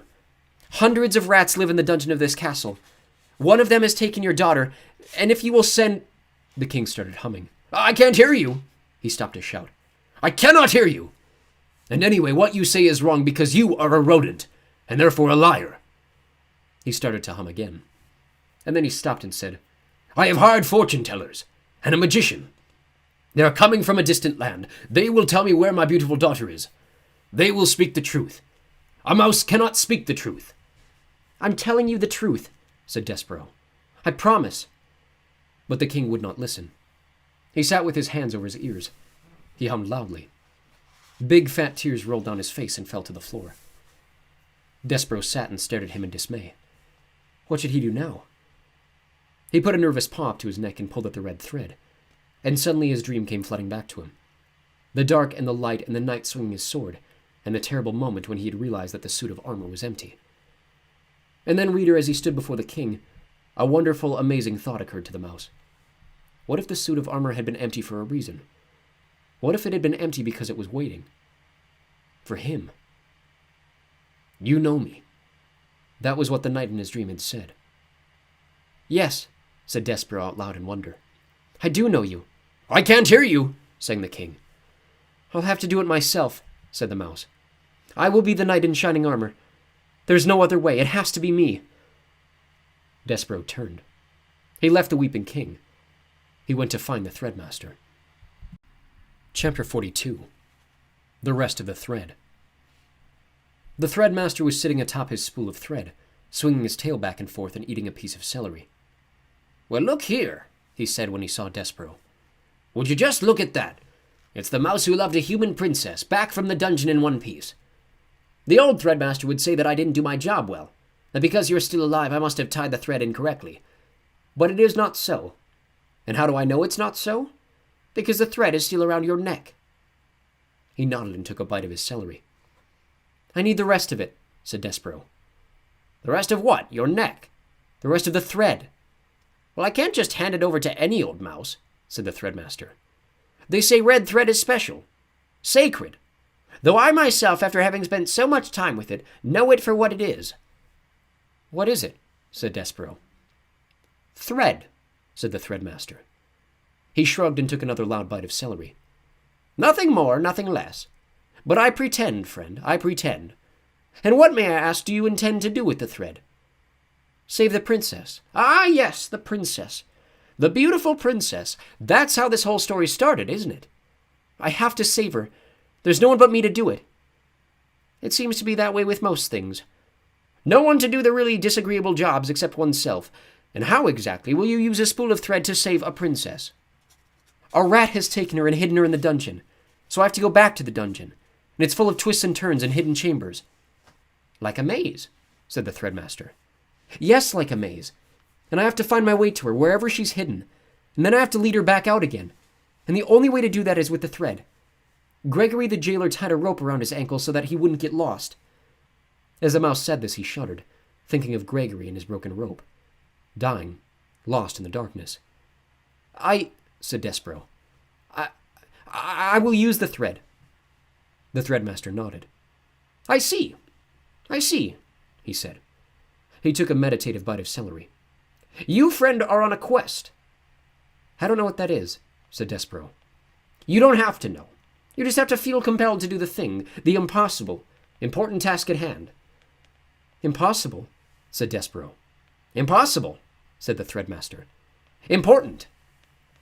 He sat chewing his celery and staring somewhere past Despereaux, and then suddenly he leapt off his spool. "Who am I to stand in the way of a quest?" he said. "Roll her away." "I can have it." "Yes, for your quest." Despereaux put his front paws up and touched the spool. He gave it an experimental push forward. "Thank you," he said, looking into the eye of the threadmaster. "I don't know your name." "Hovis." "Thank you, Hovis." "There's something else, something that belongs with the thread." Hovis went into a corner and came back with a needle. "You can use it for protection." "Like a sword," said Despereaux. "Like a knight would have." "Yes," said Hovis. He gnawed off a length of thread and used it to tie the needle around Despereaux's waist. "Like so." "Thank you, Hovis," said Despereaux. He put his right shoulder against the spool of thread and pushed it forward again. "Wait," said Hovis. He stood up on his hind legs, put his paws on Despereaux's shoulders, and leaned in close to him. Despereaux smelled the sharp, clean scent of the celery as the threadmaster bent his head, took hold of the thread around Despereaux's neck in his sharp teeth, and pulled on it hard. "There," said Hovis, when the piece of thread broke and dropped to the ground. "Now you're free. You see, you're not going into the dungeon because you have to. You're going because you chose to." "Yes," said Despereaux, "because I'm on a quest." The word felt good and right in his mouth. Quest. Say it, reader. Say the word quest out loud. It is an extraordinary word, isn't it? So small and yet so full of wonder. So full of hope. "Goodbye," said Hovis, as Despereaux pushed the spool of thread out of the threadmaster's hole. "I've never known a mouse who has made it out of the dungeon only to go back into it again. Goodbye, friend. Goodbye, mouse among mice." Chapter 43. What Cook Was Stirring. That night Despereaux rolled the thread from the threadmaster's lair, along innumerable hallways and down 3 flights of stairs. Reader, allow me to put this in perspective for you. Your average house mouse, or castle mouse if you will, weighs somewhere in the neighborhood of 4 ounces. Despereaux, as you well know, was in no way average. In fact, he was so incredibly small that he weighed about half of what the average mouse weighs, 2 ounces. That is all. Think about it. He was nothing but 2 ounces of mouse pushing a spool of thread that weighed almost as much as he did. Honestly, reader, what do you think the chances are of such a small mouse succeeding in his quest? Zip. 0. Nada. Goose eggs. But you must, when you are calculating the odds of the mouse's success, factor in his love for the princess. Love, as we have already discussed, is a powerful, wonderful, ridiculous thing, capable of moving mountains and spools of thread. Even with the love and purpose in his heart, Despereaux was very, very tired when he reached the door to the castle kitchen at midnight. His paws were shaking, and his muscles were jumping, and the place where his tail should be was throbbing. And he still had a very, very long way to go, into the kitchen and down the many stairs of the dungeon. And then through somehow, some way, through the rat-filled darkness of the dungeon itself, not knowing where he was going.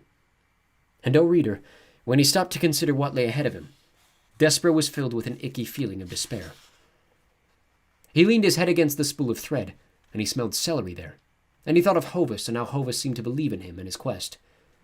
So the mouse raised his head and squared his shoulders, and pushed the spool of thread forward again, into the kitchen, where he saw too late that there was a light burning. Despereaux froze. Cook was in the kitchen. She was bent over the stove. She was stirring something. Was it a sauce? No. Was it a stew? No. What Cook was stirring was soup. Soup, reader. In the king's own castle, against the king's law, right under the king's very nose, Cook was making soup. As the mouse looked on, Cook put her face into the steam rising from the pot and took a deep breath. She smiled a beatific smile, and the steam rose around her and caught the light of the candle and made a halo over her head. Despereaux knew how Cook felt about mice in her kitchen. He remembered quite clearly her instructions to Mig regarding himself. Kill him. The only good mouse is a dead mouse. But he had to go through Cook's kitchen to get to the dungeon door, and he had no time to waste. Soon daylight would dawn and the whole castle would be awake, and a mouse would have no chance at all of pushing a spool of thread across the floor without attracting a great deal of attention. He would have to sneak past the mouse-hating Cook now. And so, screwing his courage to the sticking place, Despereaux leaned against the spool of thread and set it rolling across the floor. Cook turned from the stove, a dripping spoon in her hand and a frightened look on her face, and shouted, "Who's there?" Chapter 44. Whose ears are those? "Who's there?" shouted Cook again. Despereaux wisely said nothing. The kitchen was silent. Said Cook. "Nothing. It's nothing at all. Just my nervous Nelly ears playing tricks on me. You're an old fool," she said to herself as she turned back to the stove. "You're just an old fool afraid of being caught making soup."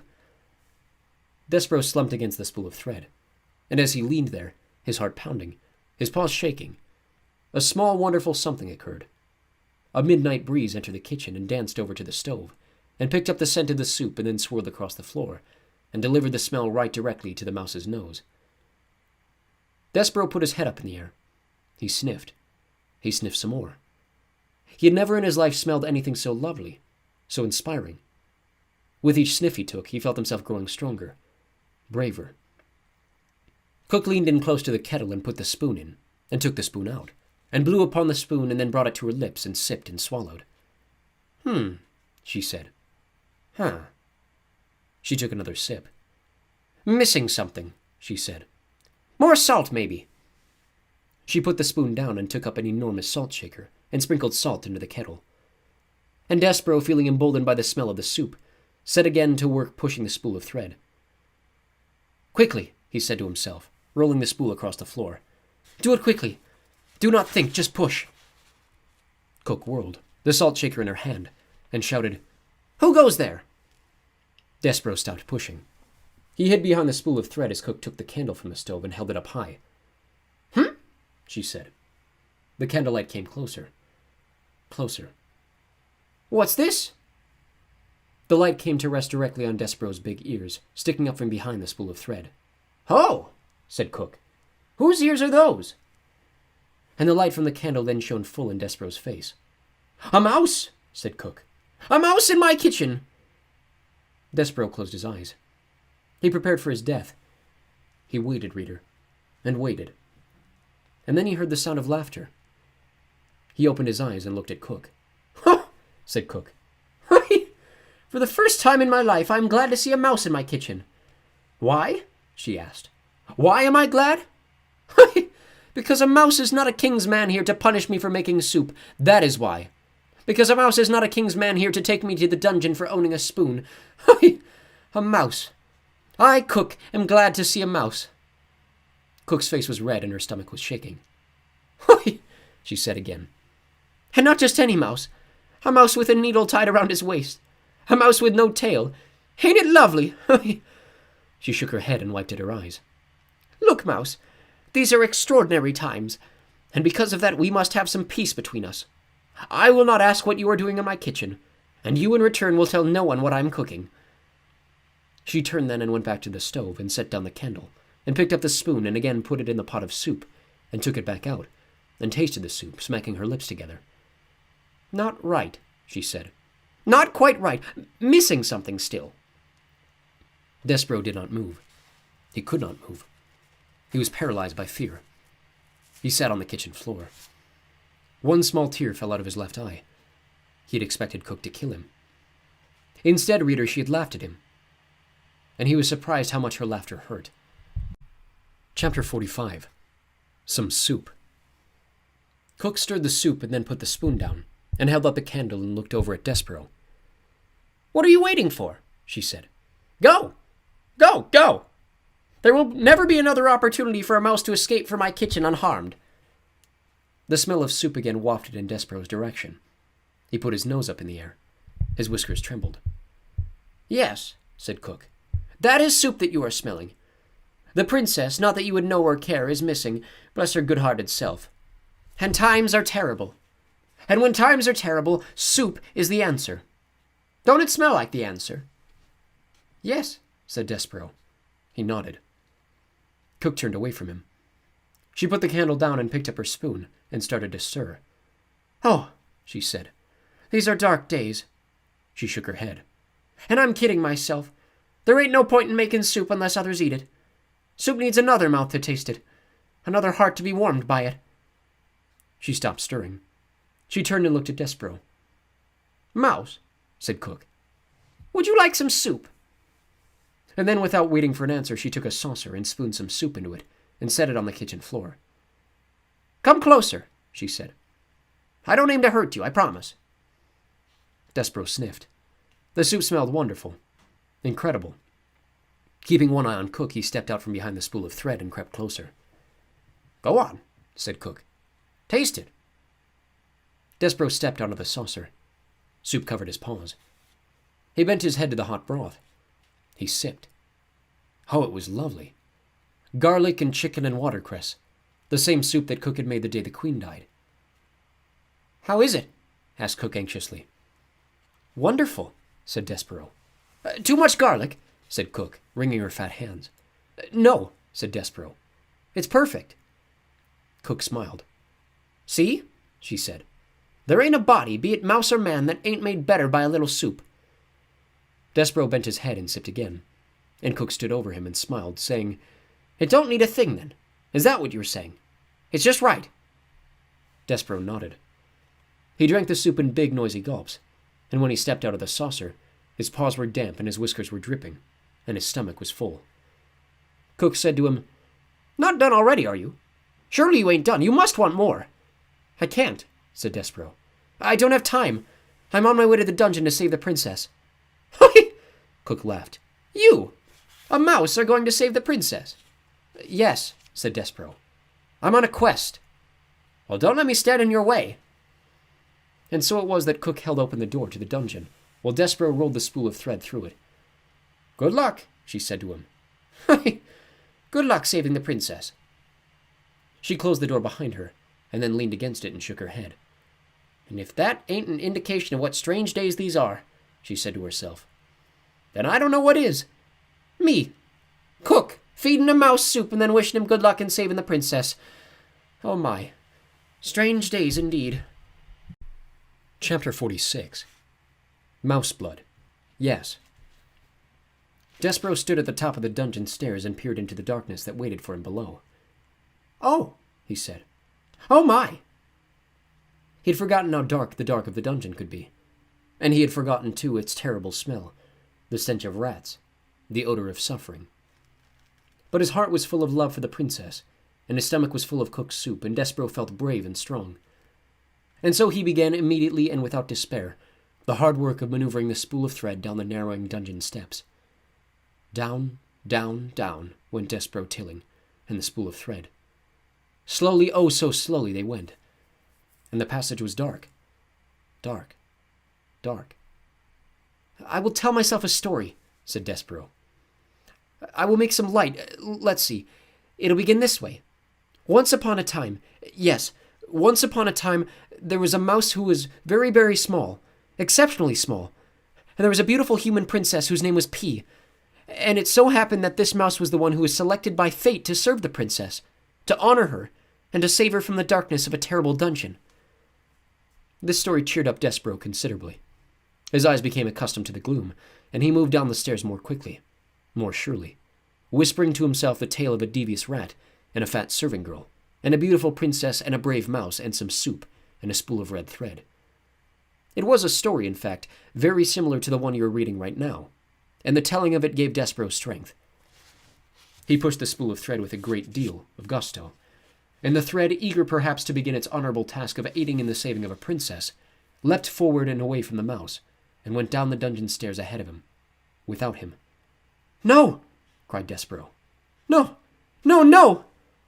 He broke into a trot, chasing the thread through the darkness. But the spool had a head start, and it was faster. It flew down the dungeon stairs, leaving Despereaux far behind. When it came to the end of the stairs, it rolled and rolled, until finally, lazily, it came to a stop right at the gnarled paw of a rat.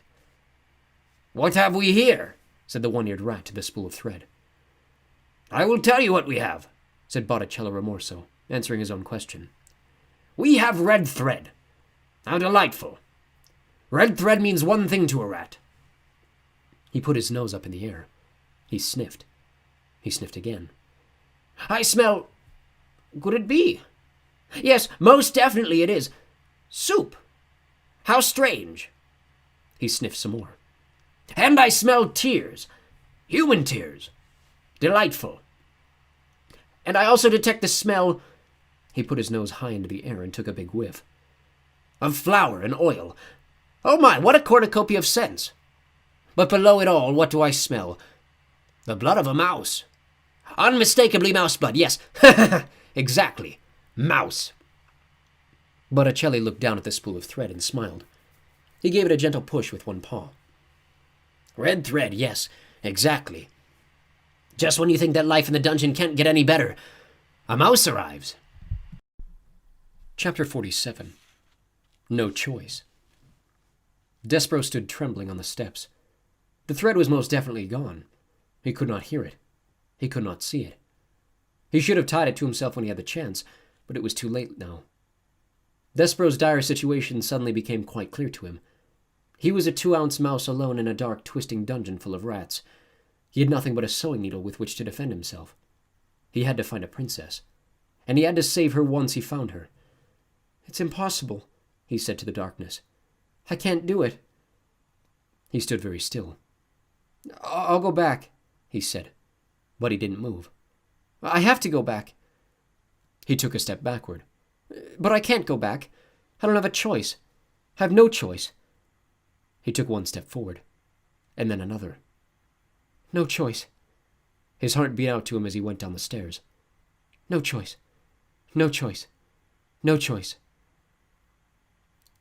At the bottom of the stairs, the rat Botticelli sat waiting, and when Despereaux stepped from the last stair onto the dungeon floor, Botticelli called out to him as if he were a long-lost friend. "Ah," said Botticelli. "There you are. Exactly. I've been waiting for you." Despereaux saw the dark shape of a rat, the thing that he had feared and dreaded for so long, finally step out of the gloom and come to greet him. "Welcome. Welcome," said Botticelli. Despereaux put his paw on the needle. "Ah," said Botticelli. "You are armed. How charming." He put his paws up in the air. "I surrender. Oh, yes, certainly, exactly. I surrender." "I," said Despereaux. "Yes," said Botticelli. "You." He took the locket from around his neck. He began to swing it back and forth. "Please, go on." I don't want to hurt you," said Despereaux. "I just need to get by you. I'm on a quest." "Really?" said Botticelli. "How extraordinary. A mouse on a quest." Back and forth went the locket. "A quest for what?" A quest to save the princess." "The princess?" said Botticelli. The princess, the princess. Everything seems to be about the princess these days. The king's men were down here searching for her, you know. They didn't find her. That goes without saying. But now a mouse has arrived, and he's on a quest to save the princess." "Yes," said Despereaux. He took a step to the left of Botticelli. "How inspiring," said Botticelli. He lazily took a step to his right, blocking Despereaux's way. "Why the hurry, little friend?" "Because," said Despereaux, "I have to. Yes, you have to save the princess. Exactly. But before you save her, you must find her. Correct? Yes, said Despereaux. What if, said Botticelli. What if I told you I know exactly where the princess is?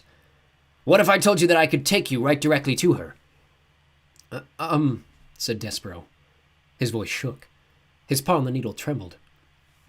Why would you do that? Why would I do that? Why would I help you? Why, to be of service. To do my part for humanity. To aid in the saving of a princess. But you're A rat, supplied Botticelli. Yes, I'm a rat. And I see by your trembling that the greatly exaggerated rumors of our evil nature have reached your oversized ears. Yes, said Despereaux. If, said Botticelli, swinging the locket back and forth, if you allow me to be of assistance, you will be doing me a tremendous favor. Not only can I do a good deed for you and for the princess, but my actions will help to dispel this terrible myth of evil that seems to surround rats everywhere. Will you let me assist you? Will you let me assist myself and my kind? Reader, was it a trick? Of course it was. Botticelli did not want to be of service. Far from it. You know what Botticelli wanted. He wanted others to suffer. Specifically, he wanted this small mouse to suffer. How best to do that? Why, to take him directly to what he wanted.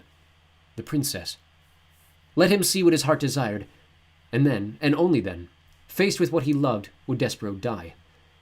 And at the end of it all, how tasty the mouse would be, seasoned with hope and tears and flour and oil and thwarted love.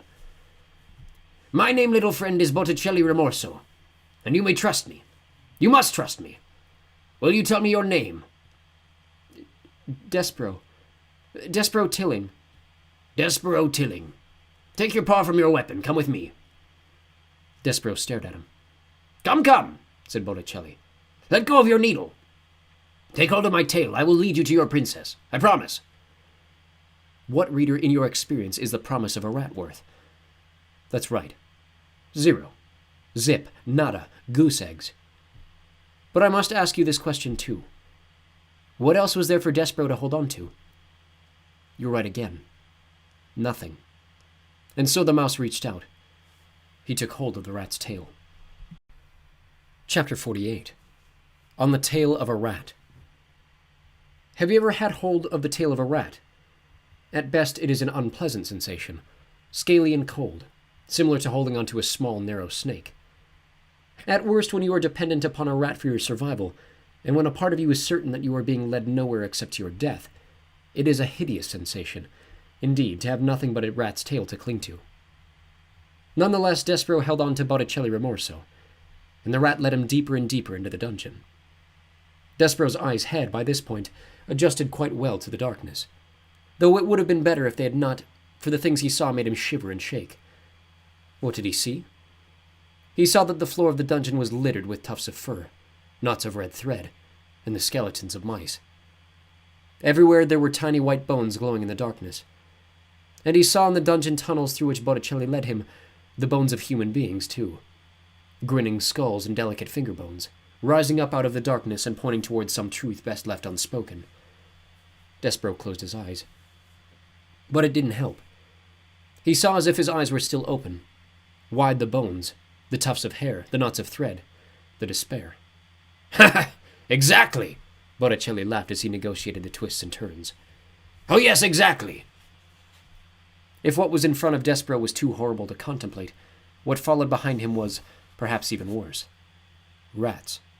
A happy, hungry, vengeful parade of rats, their noses up in the air. Sniffing. Sniffing. Mouse! Sang out one rat joyfully. Oh, yes, a mouse, agreed another. But something else, too. Soup! Called out another rat. Yes, soup! Others agreed. Blood! Sang a rat. Blood! They all agreed together.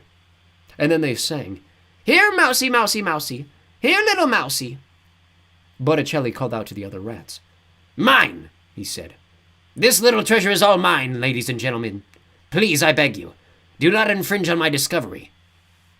Mr. Rimorso, said Despereaux. He turned and looked behind him and saw the rats, their red eyes and their smiling mouths. He closed his eyes again. He kept them closed.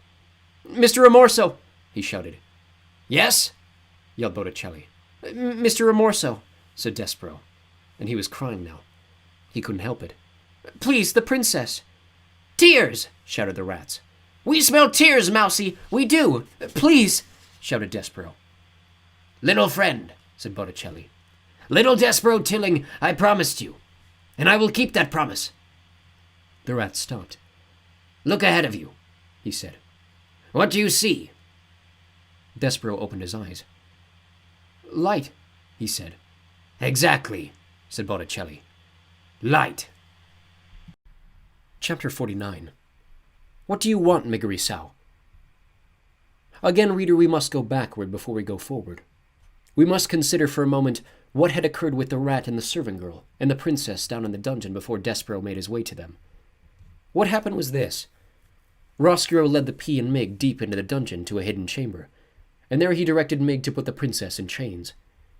Gore, said Mig. She's going to have a hard time learning her lessons if she's all chained up like. Do as I say, said Roscuro. Maybe, said Mig.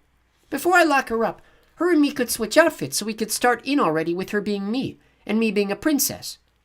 Oh yes, said Roscuro. Certainly. A wonderful idea, Miss Miggery. Princess, take off your crown and give it to the serving girl. The P sighed and took off her crown and handed it to Mig. And Mig put it on, and it slid immediately right down her small head, and came to rest quite painfully on her poor abused ears. It's a biggish thing, she said, and painful like. Well, well, said Roscuro. How do I look? Mig asked, smiling at him. Ridiculous, he said. Laughable.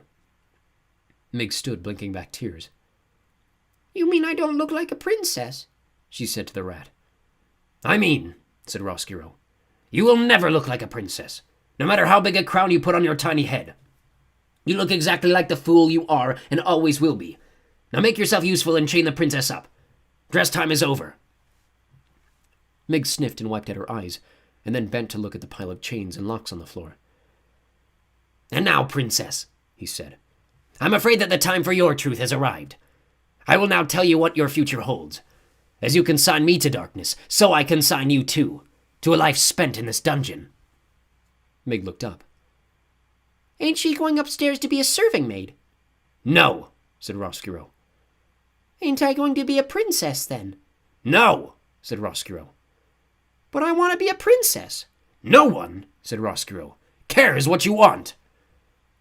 As you know, reader, Miggery Sow had heard this sentiment expressed many times in her short life. But now in the dungeon it hit her full force. The rat was right. No one cared what she wanted. No one had ever cared. And perhaps worst of all, no one would ever care. I want! Cried Mig. Shh, said the princess. Shut up, said the rat. I want, sobbed Mig. I want. What do you want, Mig? The princess said softly. Eh? Shouted Mig. What do you want, Miggery Sow? The princess shouted. Don't ask her that, said Roscuro. Shut up! Shut up! But it was too late. The words had been said. The question at last had been asked. The world stopped spinning and all of creation held its breath, waiting to hear what it was that Miggery Sow wanted. I want, said Mig. Yes? Shouted the P. I want my ma! Cried Mig, into the silent waiting world. I want my ma! Oh, said the princess. She held out her hand to Mig. Mig took hold of it. I want my mother too, said the princess softly, and she squeezed Mig's hand. Stop it, shouted Roscuro. Chain her up! Chain her up! Gore, said Mig. I ain't gonna do it. You can't make me do it. I got the knife, don't I? She took the knife and held it up. If you have any sense at all, said Roscuro, and I heartily doubt that you do, you will not use that instrument on me. Without me, you will never find your way out of the dungeon, and you will starve to death here, or worse. Gore, said Mig. Then lead us out now, or I will chop you up into little rat bits. No, said Roscuro. The princess shall stay here in the darkness, and you, Mig, will stay with her. But I want to go upstairs, said Mig. I'm afraid that we're stuck here, Mig, shouted the princess. Unless the rat has a change of heart and decides to lead us out. There will be no changes of heart, said Roscuro. None. Gore, said Mig. She lowered the knife. And so the rat and the princess and the servant girl sat together in the dungeon, as outside the castle the sun rose and moved through the sky and sank to the earth again, and night fell. They sat together until the candle had burned out and another one had to be lit. They sat together in the dungeon. They sat and sat. And reader, truthfully, they might be sitting there still, if a mouse had not arrived.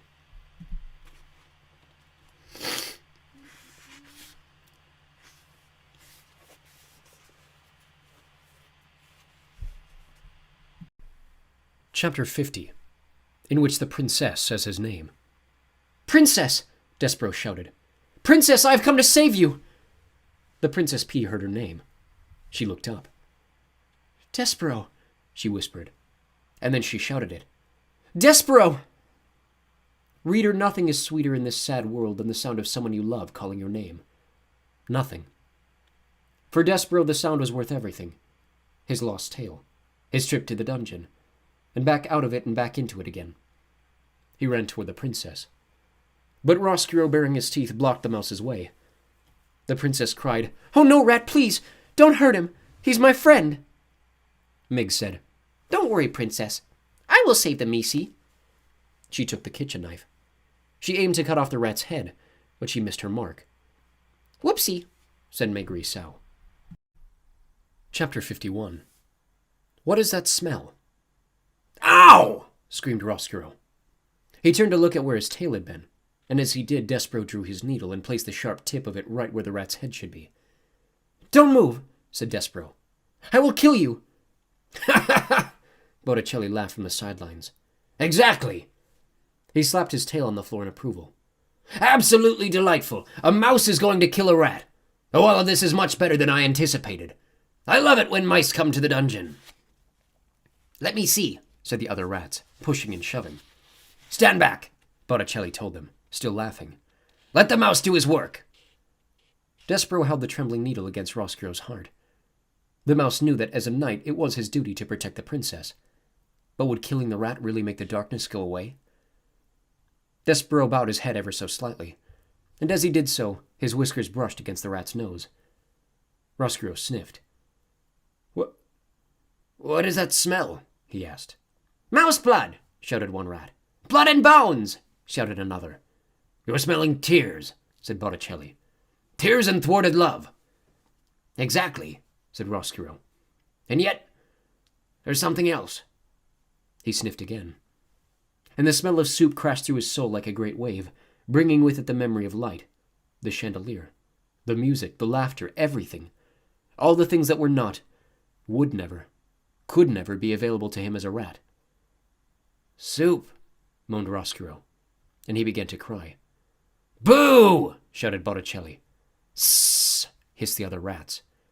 Kill me, said Roscuro. He fell down before Despereaux. It'll never work.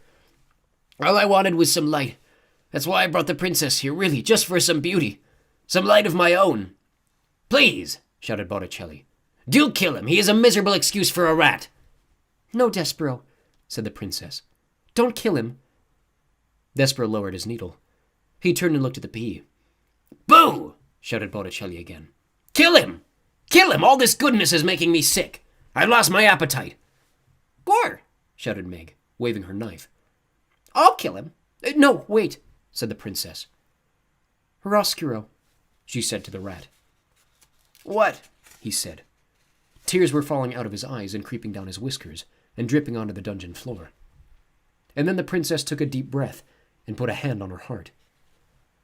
I think, reader, that she was feeling the same thing that Despereaux had felt when he was faced with his father begging him for forgiveness. That is, P was aware suddenly of how fragile her heart was, how much darkness was inside it, fighting always with the light. She did not like the rat. She would never like the rat. But she knew what she must do to save her own heart. And so here are the words that the princess spoke to her enemy. She said, "Roscuro, would you like some soup?" The rat sniffed. Don't torment me, he said. "I promise you," said the princess, "that if you lead us out of here, I will get cook to make you some soup, and you can eat it in the banquet hall." "Speaking of eating," shouted one of the rats, "give us the mousie." Yeah, shouted another. Hand over the mouse. Who would want him now? said Botticelli. "The flavor of him will be ruined. All that forgiveness and goodness. Bleh. I, for one, am leaving." "Soup? In the banquet hall?" Roscoe asked the princess. "Yes," said the pea. "Really?" "Truly, I promise." "Gore!" shouted Meg. "Soup is illegal." "But soup is good," said Despereaux. "Yes," said the pea. "Isn't it?" The princess bent down before the mouse. "You are my knight," she said to him, "with a shining needle, and I'm so glad that you found me. Let's go upstairs. Let's eat some soup." And reader, they did. Chapter 52. Happily Ever After. But the question you want answered, I know, is did they live happily ever after? Yes, and no. What of Roscuro? Did he live happily ever after? Well, the Princess P gave him free access to the upstairs of the castle, and he was allowed to go back and forth from the darkness of the dungeon to the light of the upstairs. But alas, he never really belonged in either place. The sad fate, I'm afraid, of those whose hearts break and then mend in crooked ways. But the rat, in seeking forgiveness, did manage to shed some small light, some happiness into another life. How? Roscuro reader told the princess about the prisoner who had once owned a red tablecloth, and the princess saw to it that the prisoner was released. And Roscuro led the man up out of the dungeon, and to his daughter, Miggery Sow. Mig, as you might have guessed, did not get to be a princess. But her father, to atone for what he had done, treated her like one for the rest of his days. And what of Despereaux? Did he live happily ever after? Well, he did not marry the princess, if that is what you mean by happily ever after. Even in a world as strange as this one, a mouse and a princess cannot marry. But, reader, they can be friends. And they were. Together they had many adventures. Those adventures, however, are another story, and this story, I'm afraid, must now draw to a close. But before you leave, reader, imagine this. Imagine an adoring king and a glowing princess, a serving girl with a crown on her head and a rat with a spoon on his, all gathered around a table in the banquet hall. In the middle of the table there is a great kettle of soup. Sitting in the place of honor right next to the princess is a very small mouse with big ears. And peeking out from behind a dusty velvet curtain, looking in amazement at the scene before them, are 4 other mice. "Mon Dieu! Look! Look!" says Antoinette. "He lives! He lives! And he seems such the happy mouse." "Forgiven," whispers Lester. "Cripes!" says Furlough. "Unbelievable!" "Just so," says the threadmaster Hovis, smiling. "Just so." And reader, it is just so. Isn't it? The end. Coda. Do you remember when Despereaux was in the dungeon, cupped in Gregory the jailer's hand, whispering a story in the old man's ear? I would like it very much if you thought of me as a mouse telling you a story. This story with the whole of my heart, whispering it in your ear in order to save myself from the darkness, and to save you from the darkness too. Stories are light, Gregory the jailer told Despereaux. Reader, I hope you found some light here.